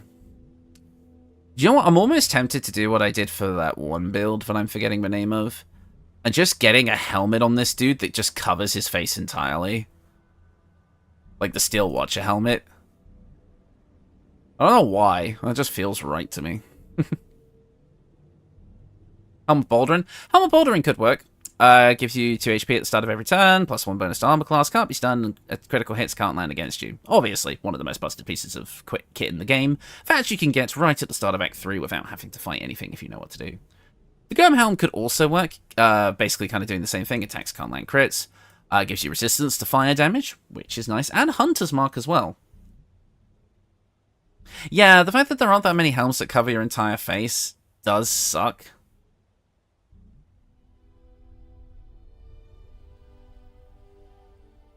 Yeah, I think the Steel Watcher helm, the Grimskull helm, and there may be a couple of other generic ones that cover the face. Like the Gold Gloss helm here, that's basically like the Oathbreaker Knight helm could work.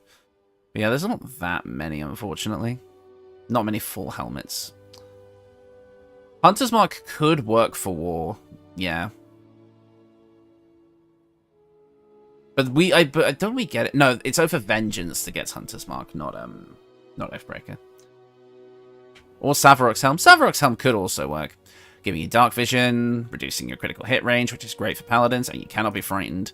Yeah, Savarok's Haunt. Basically any of these would freaking work.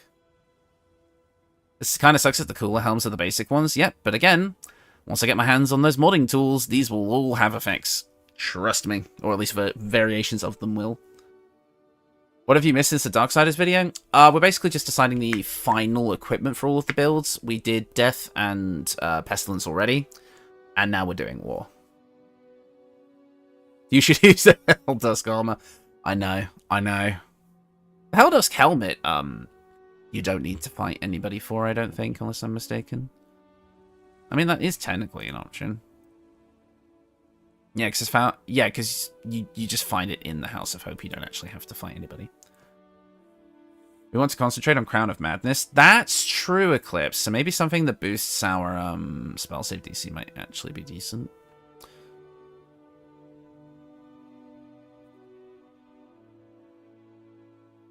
I forgot about that. That's a good point.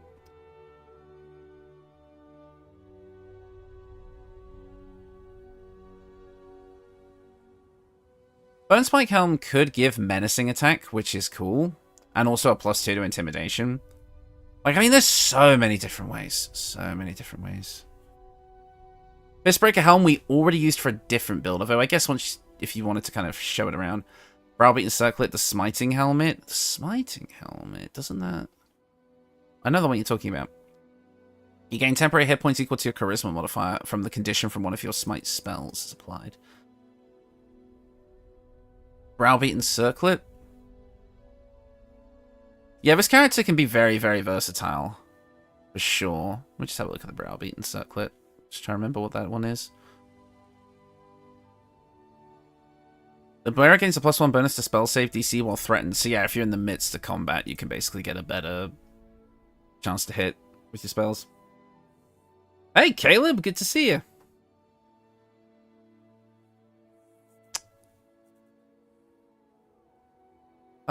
Let's see. Yeah, I mean,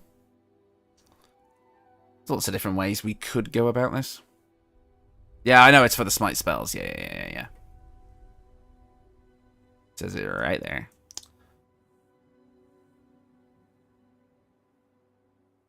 Mm-hmm.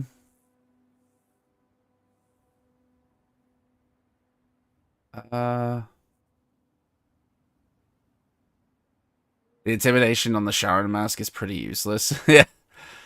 I mean, it's a cool thing. I think I used it for like my Michael Myers inspired build that I did a long time ago. Savarok's helm does... No. Does it? No, it just gives you dark vision, critical hit reduction, and you can't be frightened. Again, there's so many you could do. It's the Dark Justicia helmet that gives the common bonus, I think. That's what you saw.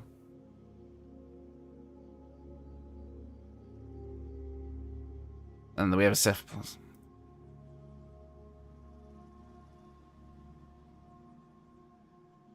Yeah, to be honest, this one's probably good. This is a tricky one. To be honest, I like the Browbeaten Circlet a bit.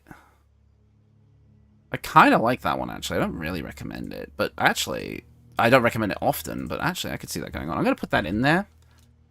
And I might come back to that a bit later. Steelwatch gives advantage. Ah! The Extra Life Wiki says it has a con save +1. Yeah. Don't use Extra Life. Their information isn't curated very well a lot of the time. It is a bit problematic sometimes. There's a reason I didn't read your previous statement, Caleb, because I knew what you were going to do. Yeah, Extra Life, unfortunately, it does have a lot of misinformation on it. You have to be really careful. Oh, yeah, we were going to use the, worth a shot. Yeah, worth a shot. Nice try. We were going to use the reviving hands on this one, I think. But then we used the Ring of Regeneration on the other build. Ugh. Oh no, but we were going to use the Sword of Chaos, so it doesn't matter. Haha. Which means in the early game you could go for the oh, the glove. Oh, this actually could be cool. Because the Gloves of Heroism, found in Act 1, whenever you use your Channel Oath spell, you gain Heroism, which is temporary hit points, and you're immune to being frightened. And your Channel Oath for Oathbreaker is like Dreadful Aspect, which can inflict fear. So you're just spreading fear and then becoming immune to fear yourself, while also gaining temp HP every turn. Yeah, I don't get fooled by that sort of thing anymore. To be honest, I kind of like both of these, actually. I like this as like an early game option, and then these later on in the game. Yeah, Grimskull can work. But we did look at that earlier, but again, I can just have a look at more options later. So I am starting to run out of time now, so I do want to wrap this up. So I'm just kind of getting a generic idea of what works for now. Updating my wiki bookmarks, thanks for the tip. Yeah. Basically, you want to look for mainly alternate wikis. There's even like a Chrome extension if you use Chrome or Opera like I do. That actually will, when you click a Extra Life link, it will redirect you to the same page from a different wiki that's more reliable. For example, it would redirect Extra Life wiki pages from here, from Extra Life to this website that I'm using here, the BG3 wiki, which I have I've contributed to this wiki before because I've obviously learned a few things, and every piece of information that I've put on here had to be verified first.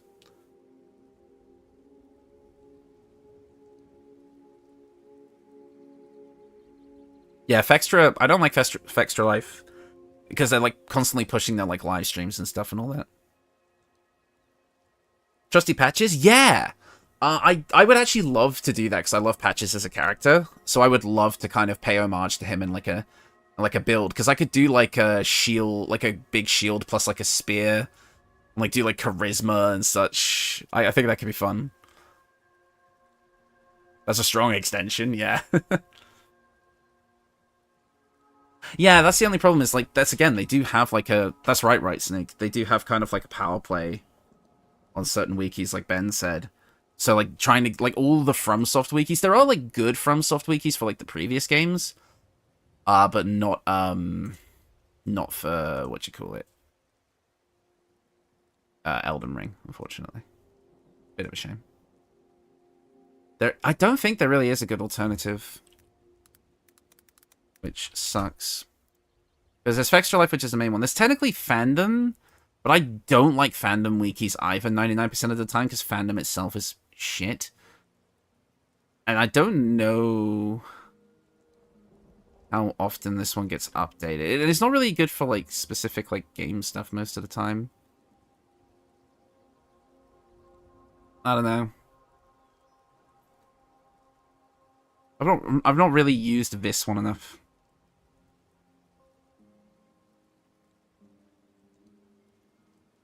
Like, I'm pretty sure this one, it doesn't even look like it has the DLC weapons. Yeah, I don't know. Off topic again. But where for this build? To be honest, Boots of Persistence just immediately springs to mind. Unless there's something better.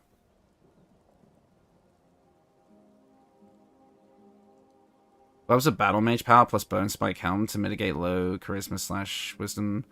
You want to use some spells? Maybe.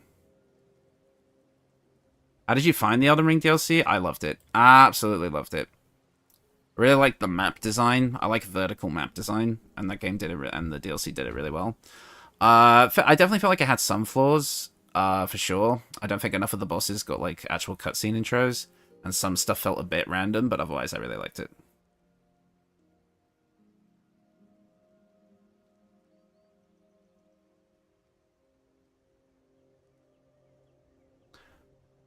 Boots of Persistence seem good, but there might be something else.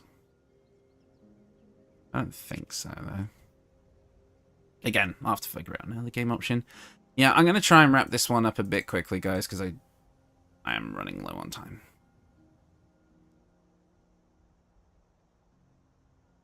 Evasive for evil, persistent for good, yeah.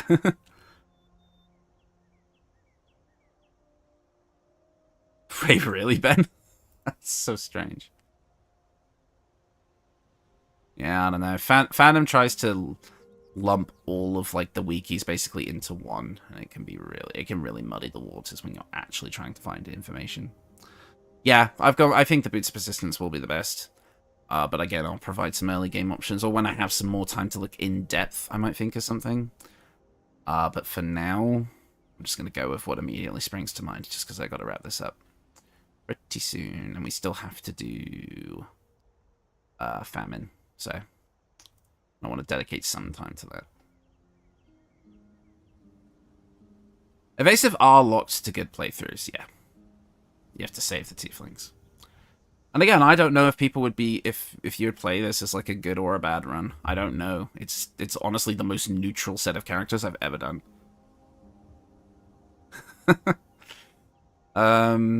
Let's see.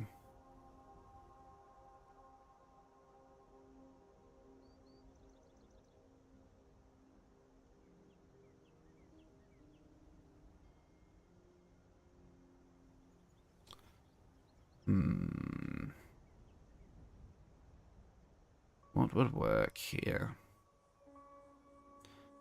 Well, +2 bonus to the spell save DC actually would be nice.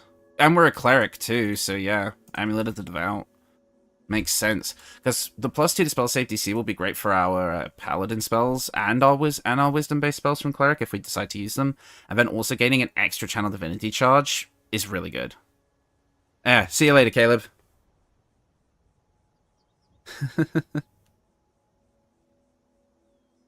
Yeah, I actually think the Amulet of the Devout is perfect for this build, so we'll go with that. And then the rings...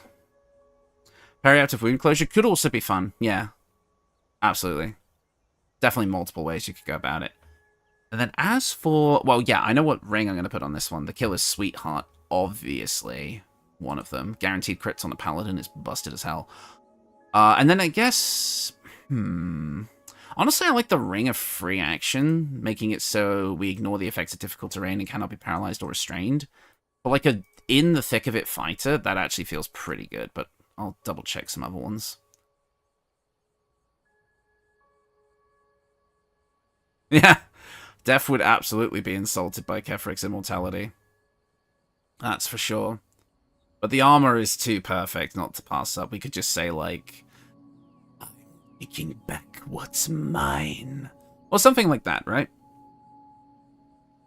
That is also true. Never mind. I'll shut my mouth. I forgot we used to boost persistence already. What else then could we grab?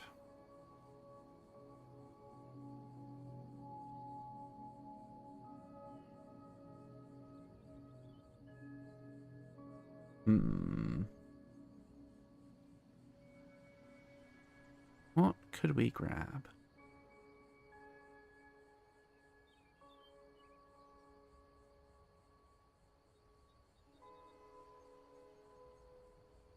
Yeah, that's true, Answer. I think we already put it on Death, though. Because the whole point is that you can't kill Death. Which makes sense. I mean, you can't kill War either, I guess, but you get the point, right? Wait, hold up. Hold up. Illusion, enchantment. Hang on. Haha, Crown of Madness. Oh, yes. That's perfect. The Band of the Mystic Scoundrel will let us cast Crown of Madness as a bonus action. Meaning that we can attack and then spread madness right after. That could work. That could work. We do, and also compel duel as well. So you could be like, kill someone, and then just point at someone else and say, you're next, and then they're forced to fight you. Oh, that's sick! Actually, yeah, we're doing that. We're doing that. It's been decided. I doff decree. It shall happen. It shall be so. I like it. I like it a lot. Okay. Because that's like one of the scariest things you could do. You fight this like big armored dude. Yeah, pretty much every Oathbreaker spell. Yes. Exactly. Yeah, there's definitely a delay. I've got the stream on ultra low latency, which is supposed to like kind of work. So it's supposed to give like the most real-time kind of reactions. I don't know why it isn't for you guys. Like, sometimes you might just have to refresh the page and then the delay should go away. Right, last but certainly not least, Famine. Famine is our Archfey Warlock Feather Egg. So, we've got dual-wielding shenanigans, we've got all that. So, for armor, I forget, Warlocks in this game don't get medium armor, do they? I'm pretty sure they don't. I think I'm thinking of Hexblade. Let me just double check. Yeah, they get light armor. And rogues only get light armor as well. So we're stuck with light armor for this one. Yes. The light armor for Famine. What can we do with this? Oh yes, there is clothing as well, because as a warlock we can get mage armor from an evocation, so there is an option there.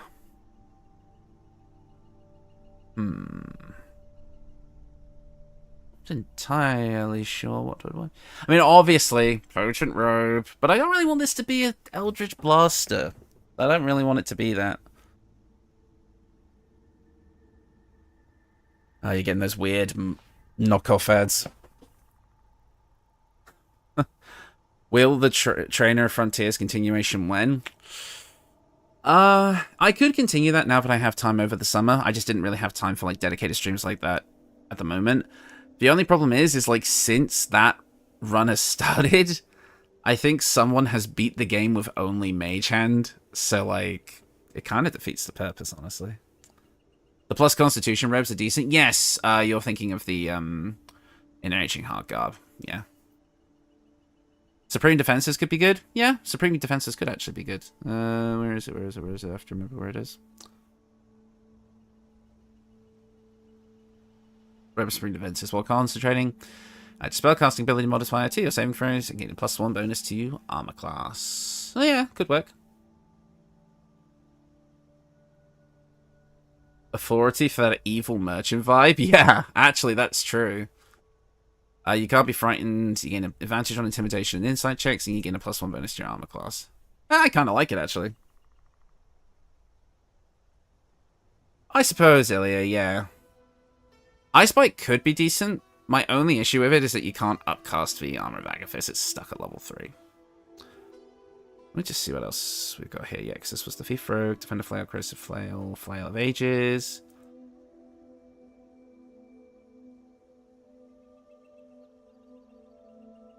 I like this one too, but...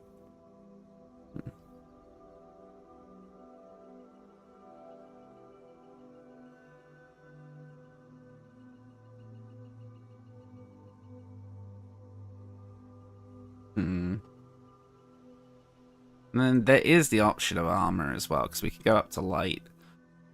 It depends on, I suppose, if you want to use your evocation for mage armor or not.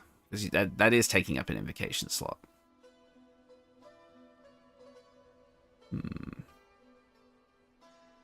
We were using the dual flails for Famine, because it represents the scales.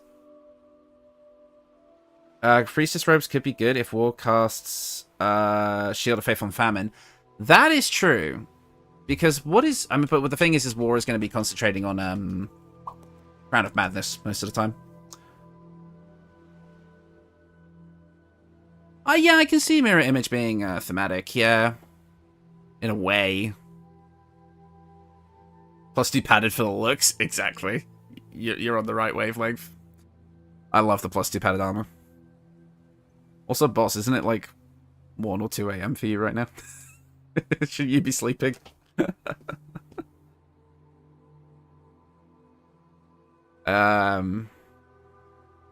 Let's see.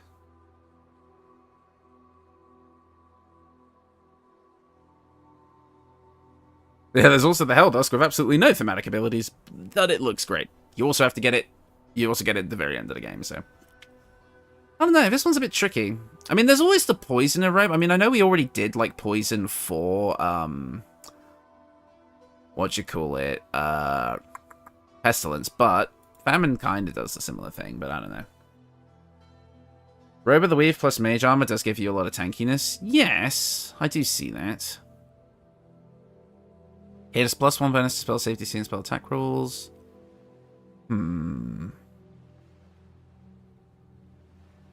Something that, I want something that kind of like helps inflict debuffs. Is Poisoner only spells? Yes, unfortunately so, I believe. Whenever the wearer casts a spell that deals poison damage, yeah. And besides, poison's already kind of a thing on another thing. Something that kind of helps with debuffing. Don't really have anything.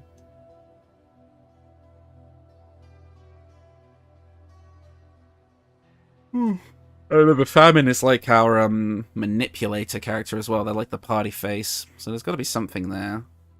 I mean, I do like the Cloth of Authority just from like a visual standpoint.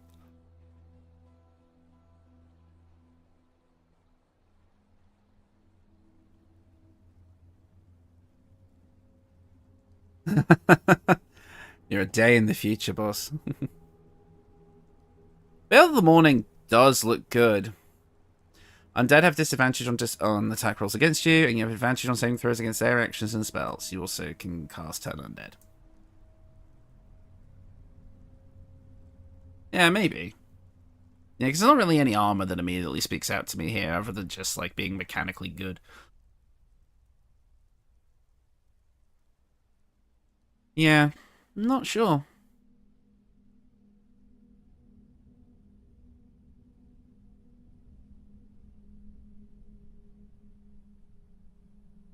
To be honest, I'm definitely leaning towards this. You could take moderately armored to expand your options, yeah, but again, I don't know what I'd get from medium armor. Not to mention going into a whole feat with that. We're already having to get the dual wielder feat. Maybe. I mean, I can see why you might go for ballist, but we're not doing piercing damage. Are we?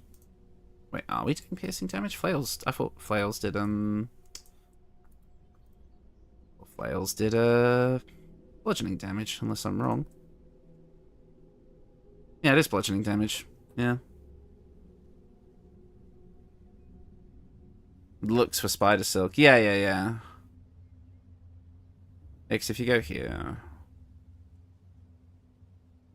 You get advantage on con saves with the spider silk armor. That could actually be nice on our character. Yeah, elegant studded leather is good. I'm not saying it's not good. Just don't know if it's what I want to use for this build thematically. Shade Clinger also exists, but this isn't really like a stealthy build. Not intentionally, anyway. Kind of. I guess it kind of does hang back, and it is a bit of a rogue. Yeah, maybe, actually. All obscured, the wearer has advantage on saving throws and stuff, +1.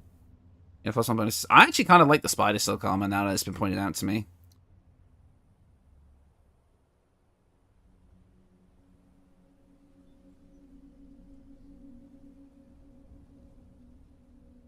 Because again, the concentration saving throw advantage is nice. Because we are going to be maintaining some pretty damaging concentration spells with this. And giving the little bonus to stealth checks that it does can mean that we can slink away when we need to with our bonus action hide. And like kind of manipulate from afar. I actually do like it. I do. And it's early game as well, which is really nice. To be honest, yeah, I think I might go with that, actually, just for, like, the vibe. Yeah, we'll see.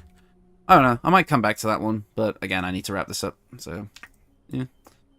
Let me just get my tabs in order here. I don't think we need these open anymore. I think we're pretty much done with those. Also, no need to take the mage armor. Exactly, it frees up an invocation, which I quite like. Not really, no. Not really answer, no. Unfortunately. That's technically not even like a straight debuff, it's like an aura that's around you. I like the idea of like being able to directly debuff enemies. Right. For headwear.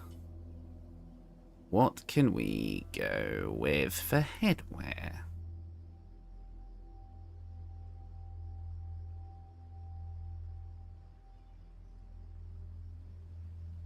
I want to stay with light armor because that's the most that we have access to. Mental anguish? Maybe, yeah. Birthright? Also a good idea. Just for that extra charisma, which means we could put points into something else. Yeah, birthright into... Grit, yeah, and then there's also Helmet of Grit, yeah. Which would give you another bonus action, but we don't really need that.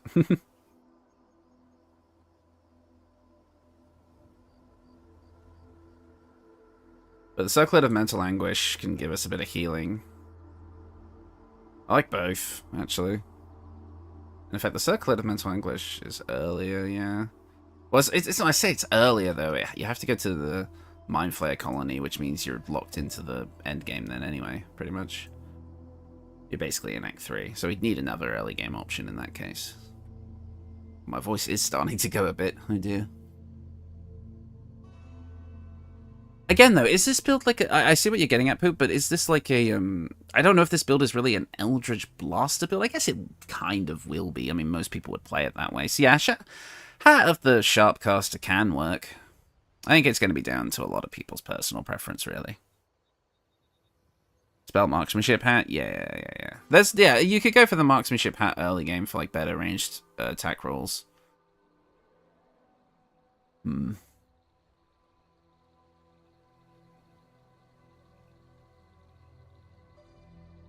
Actually, you know what I want? I want this. And hear me out. No, don't hear me out, because we already have advantage on concentration saves. Never mind. We're doing Famine, Ben. I was thinking this for a second, but then we already have advantage on cons. Oh, we don't get, like, double advantage, right? No, we wouldn't. But the fashion... Oh, but yeah, the fashion... Oh, God, this plus, But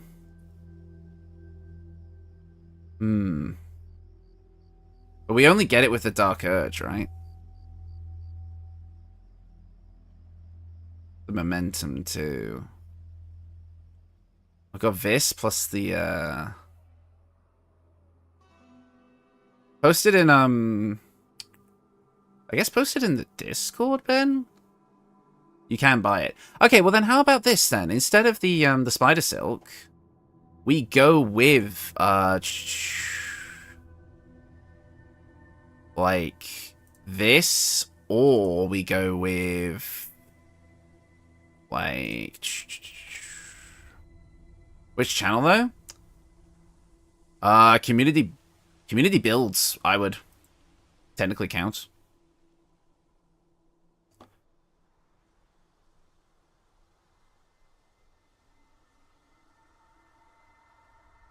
Because you could go then with Elegant Studded Leather plus the Gibbous with the, like, the stylized combo, actually. Actually, yeah, I like that more. I think that's going to look awesome. Fuck it, we're doing that. We're doing that. Oh, man, that actually is going to look so much cooler. With the Spider Silk armor being the early game option. There you go. Might need a homebrew channel? I guess, maybe. Fashion wins the day. Yeah, I think so. I think it looks cool. Cloak. Do we want a cloak on this one? Nah, I don't think so. I kind of like the fashion without the cloak more, if I'm being honest. It does have a character with that look, yeah. Posted in pink. Cheers, mate. I'll have a look at it after stream, because I'm going to wrap up. Oh, I needed to wrap up a while ago. Okay, quick. Let's finish this up. Debuffing. What would be good for debuffing? Actually, Nymph Cloak for the merchant stuff. Oh, yeah. Actually, that's a good point. That's good points. Good points. What's a Baneful Striking? I'll have a look in 1 second. Yeah, the Nymph Cloak actually does make sense. I'm going to slap that baby on there. Well done. Right. What's a Baneful Striking?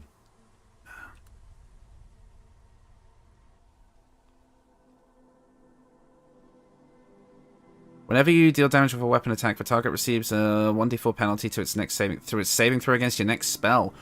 Ooh, I like that one. The Gloves of Absolute Power could also work, actually. I'm going to put, like, an or section there.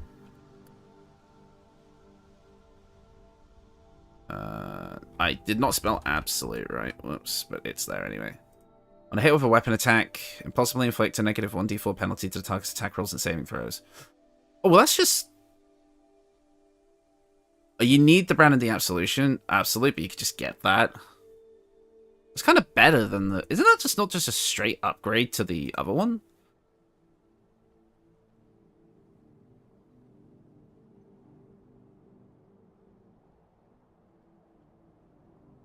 It's just the same, but better. Yeah. Yeah, I would just go with the Gloves of Power, then. Yeah. Get it right away, don't you, as well? Because you get it from, yeah, the Goblin boss.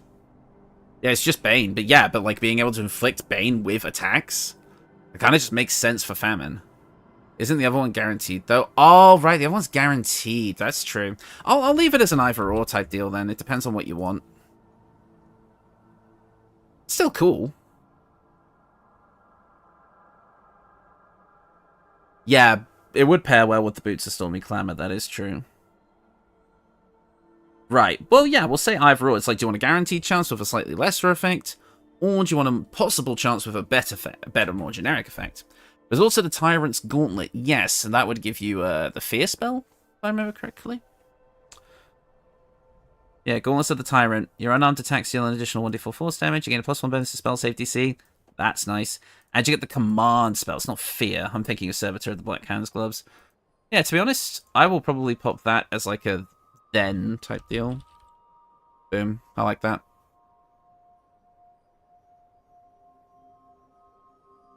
Command at level 3 too, yeah.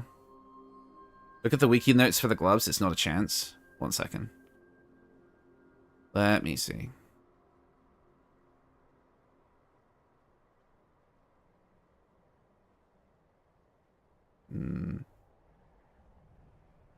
Doesn't say it anywhere. It says possibly inflict, but it doesn't seem to be a note on it. Let me check the other one.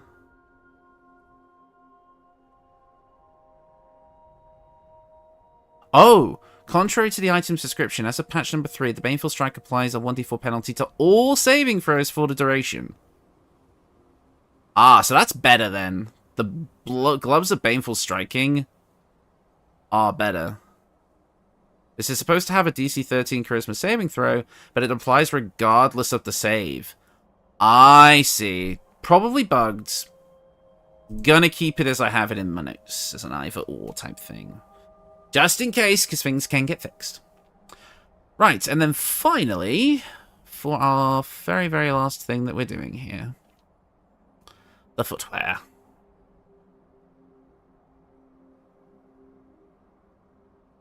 The footwear. The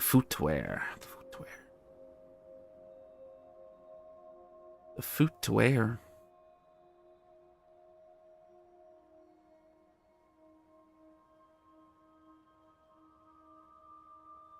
It's kind of stuck up here because we don't have medium armor proficiency. How does for the teleport? I can see what you're talking about. I actually can see what you're talking about. Because because it creates like a fire explosion too, which is like burning the crops and shit. It can kind of work. I'll keep him there. Water Sparkler, Spring Step, Patient, Line Break, Boots of Speed, Genial Striding. Because the Hellduck's boots you have to beat. No, you don't have to beat. That's the gloves I'm thinking of. This is you just have to go to the top of Worms Rock Fortress for that one. Right, okay, Eclipse, okay. No worries. The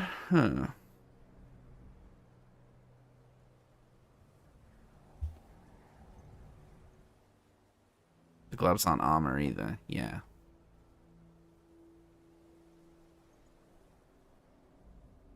Yeah, to be honest, the Helldusk is probably good enough with just generic evasive shoes. That's like a start. But then again, you have to be good for those, so maybe not.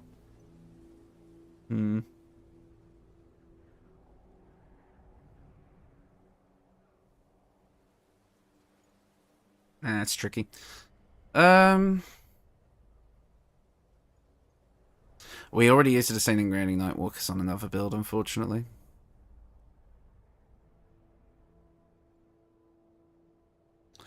Yeah, I'd say maybe Boots of Speed, because they're the only ones that we haven't used yet. Okay.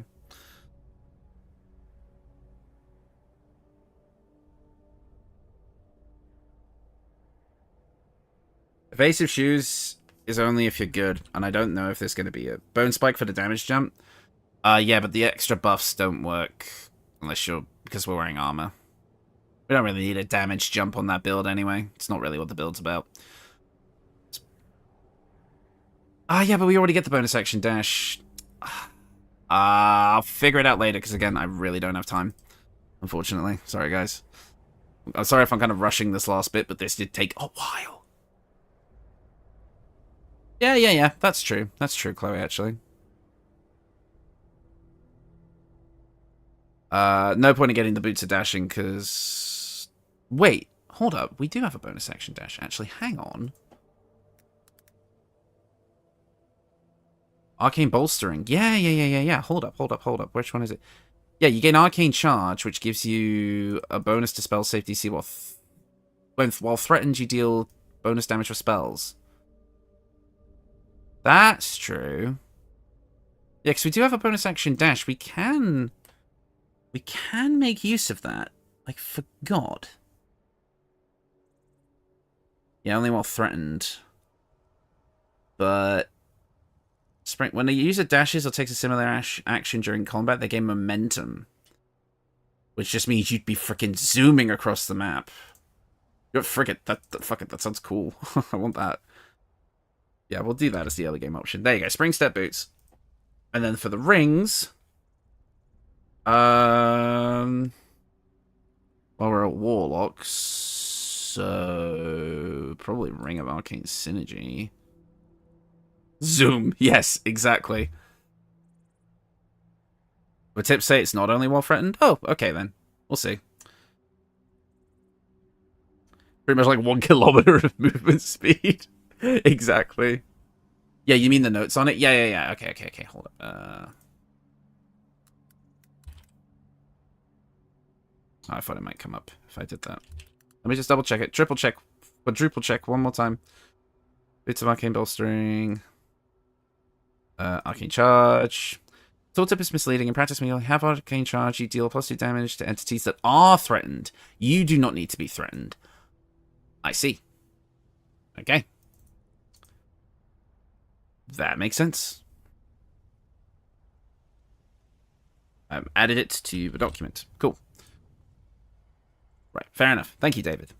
Shifting Corpus. Shifting Corpus could also work, giving us invisibility and blur. That's a good idea. But again, those are like concentration spells, though. And we're mainly going to be focusing on offensive concentration options with this build. So maybe not. We'll see.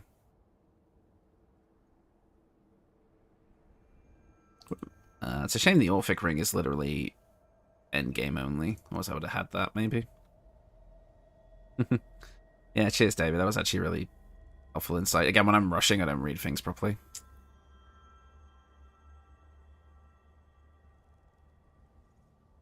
Actually, strange conduit ring. Because hear me out. Famine is as much of an effect on the mind as it is the physical form. So I could see the additional psychic damage actually making sense. Because again, if you guys remember when we were talking about famine, it's not just the lack of food, it's the lack of wealth and resources. It's basically we're dealing depression damage.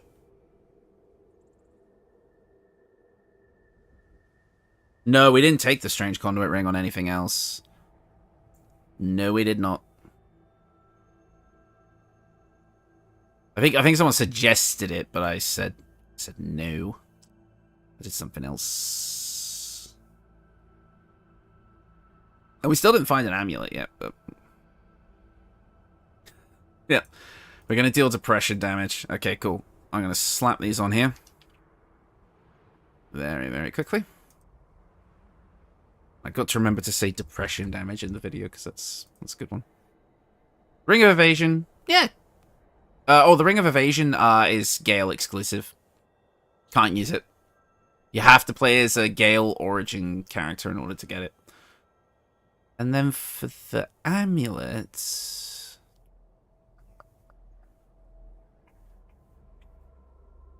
for the amulet...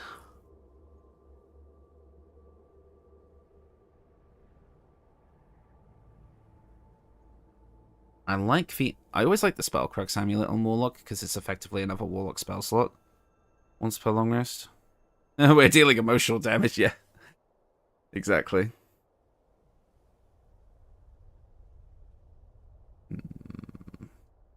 Advantage on intelligence, wisdom, and charisma saves could be good.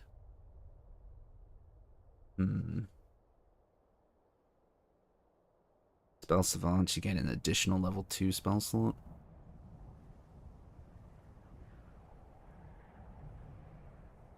Now, Amulet of Branding doesn't take a spell slot.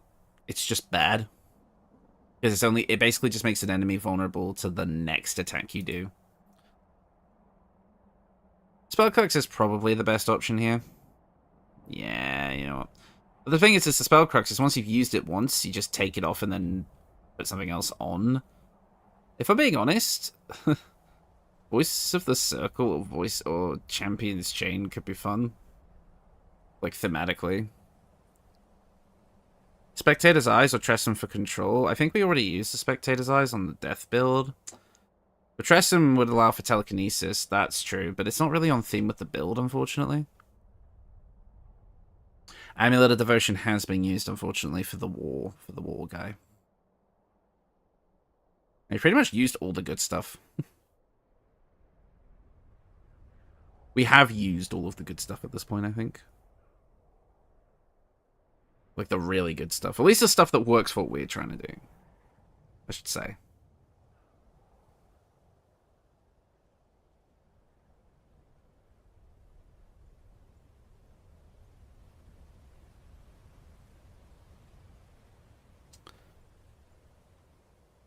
Yeah, I could see that, but again, I don't think we're really about healing. Again, that's like the opposite of what we do. Base elements for the advantage on all mental saves. Yeah, probably. That's just a good blanket option. I might think of something better in the meantime. Like I say, because again, I'm kind of running on borrowed time right now. Raven Queen's boon? What? Oh yeah, that's the Corvid token. It lets you transform into a... It gives you permanent Featherfall and lets you transform into a Raven. Which I guess could be cool, but I think that makes more sense for death. Yeah. I think we've done it. I might go back and refine some things for some of the like later stuff that we've got here, but looking at my notes, we've got some pretty cool builds here.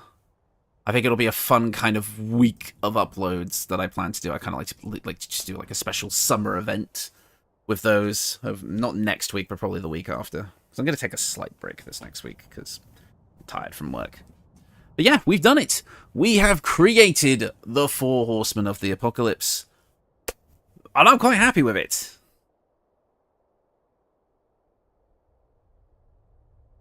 Honestly, that was fun. This is a live stream that I've been meaning to do for a while. So the fact that we were able to get it done finally just feels so good. And again, making it like a proper like special upload week is going to be really, really fun. So it won't be next week, it'll be the week after. That Apocalypse Week shall begin. But no, thanks to everyone who came by for the support, for helping with the builds, having a good laugh, having a good chat. I love it when we all get together and have a good live stream. It's really, really, really fun. I will be doing more live streams than usual as the coming weeks go on. Again, I want to kind of live stream on like weekdays as well now that I have the time off, because, well, I mean, I've got to fill the time somehow. And then the Dead 3 next, yes. So there won't be a deity build stream next week, because I'm going to be busy on the weekends anyway. And I have to do Joaquin next anyway. But we will have another deity build stream soon to do for Dead 3, which is going to be another big one. So I'm looking forward to that. But yeah, I am going to sign off now, guys. Thank you all so much for coming. Had a really, really great time. I don't know if there's going to be a video going up tonight. It might have to go up tomorrow, because I don't think I was able to like upload and stream at the same time. So if you don't see a video tonight, my bad. But yeah, I'll see you guys all later. Bye-bye.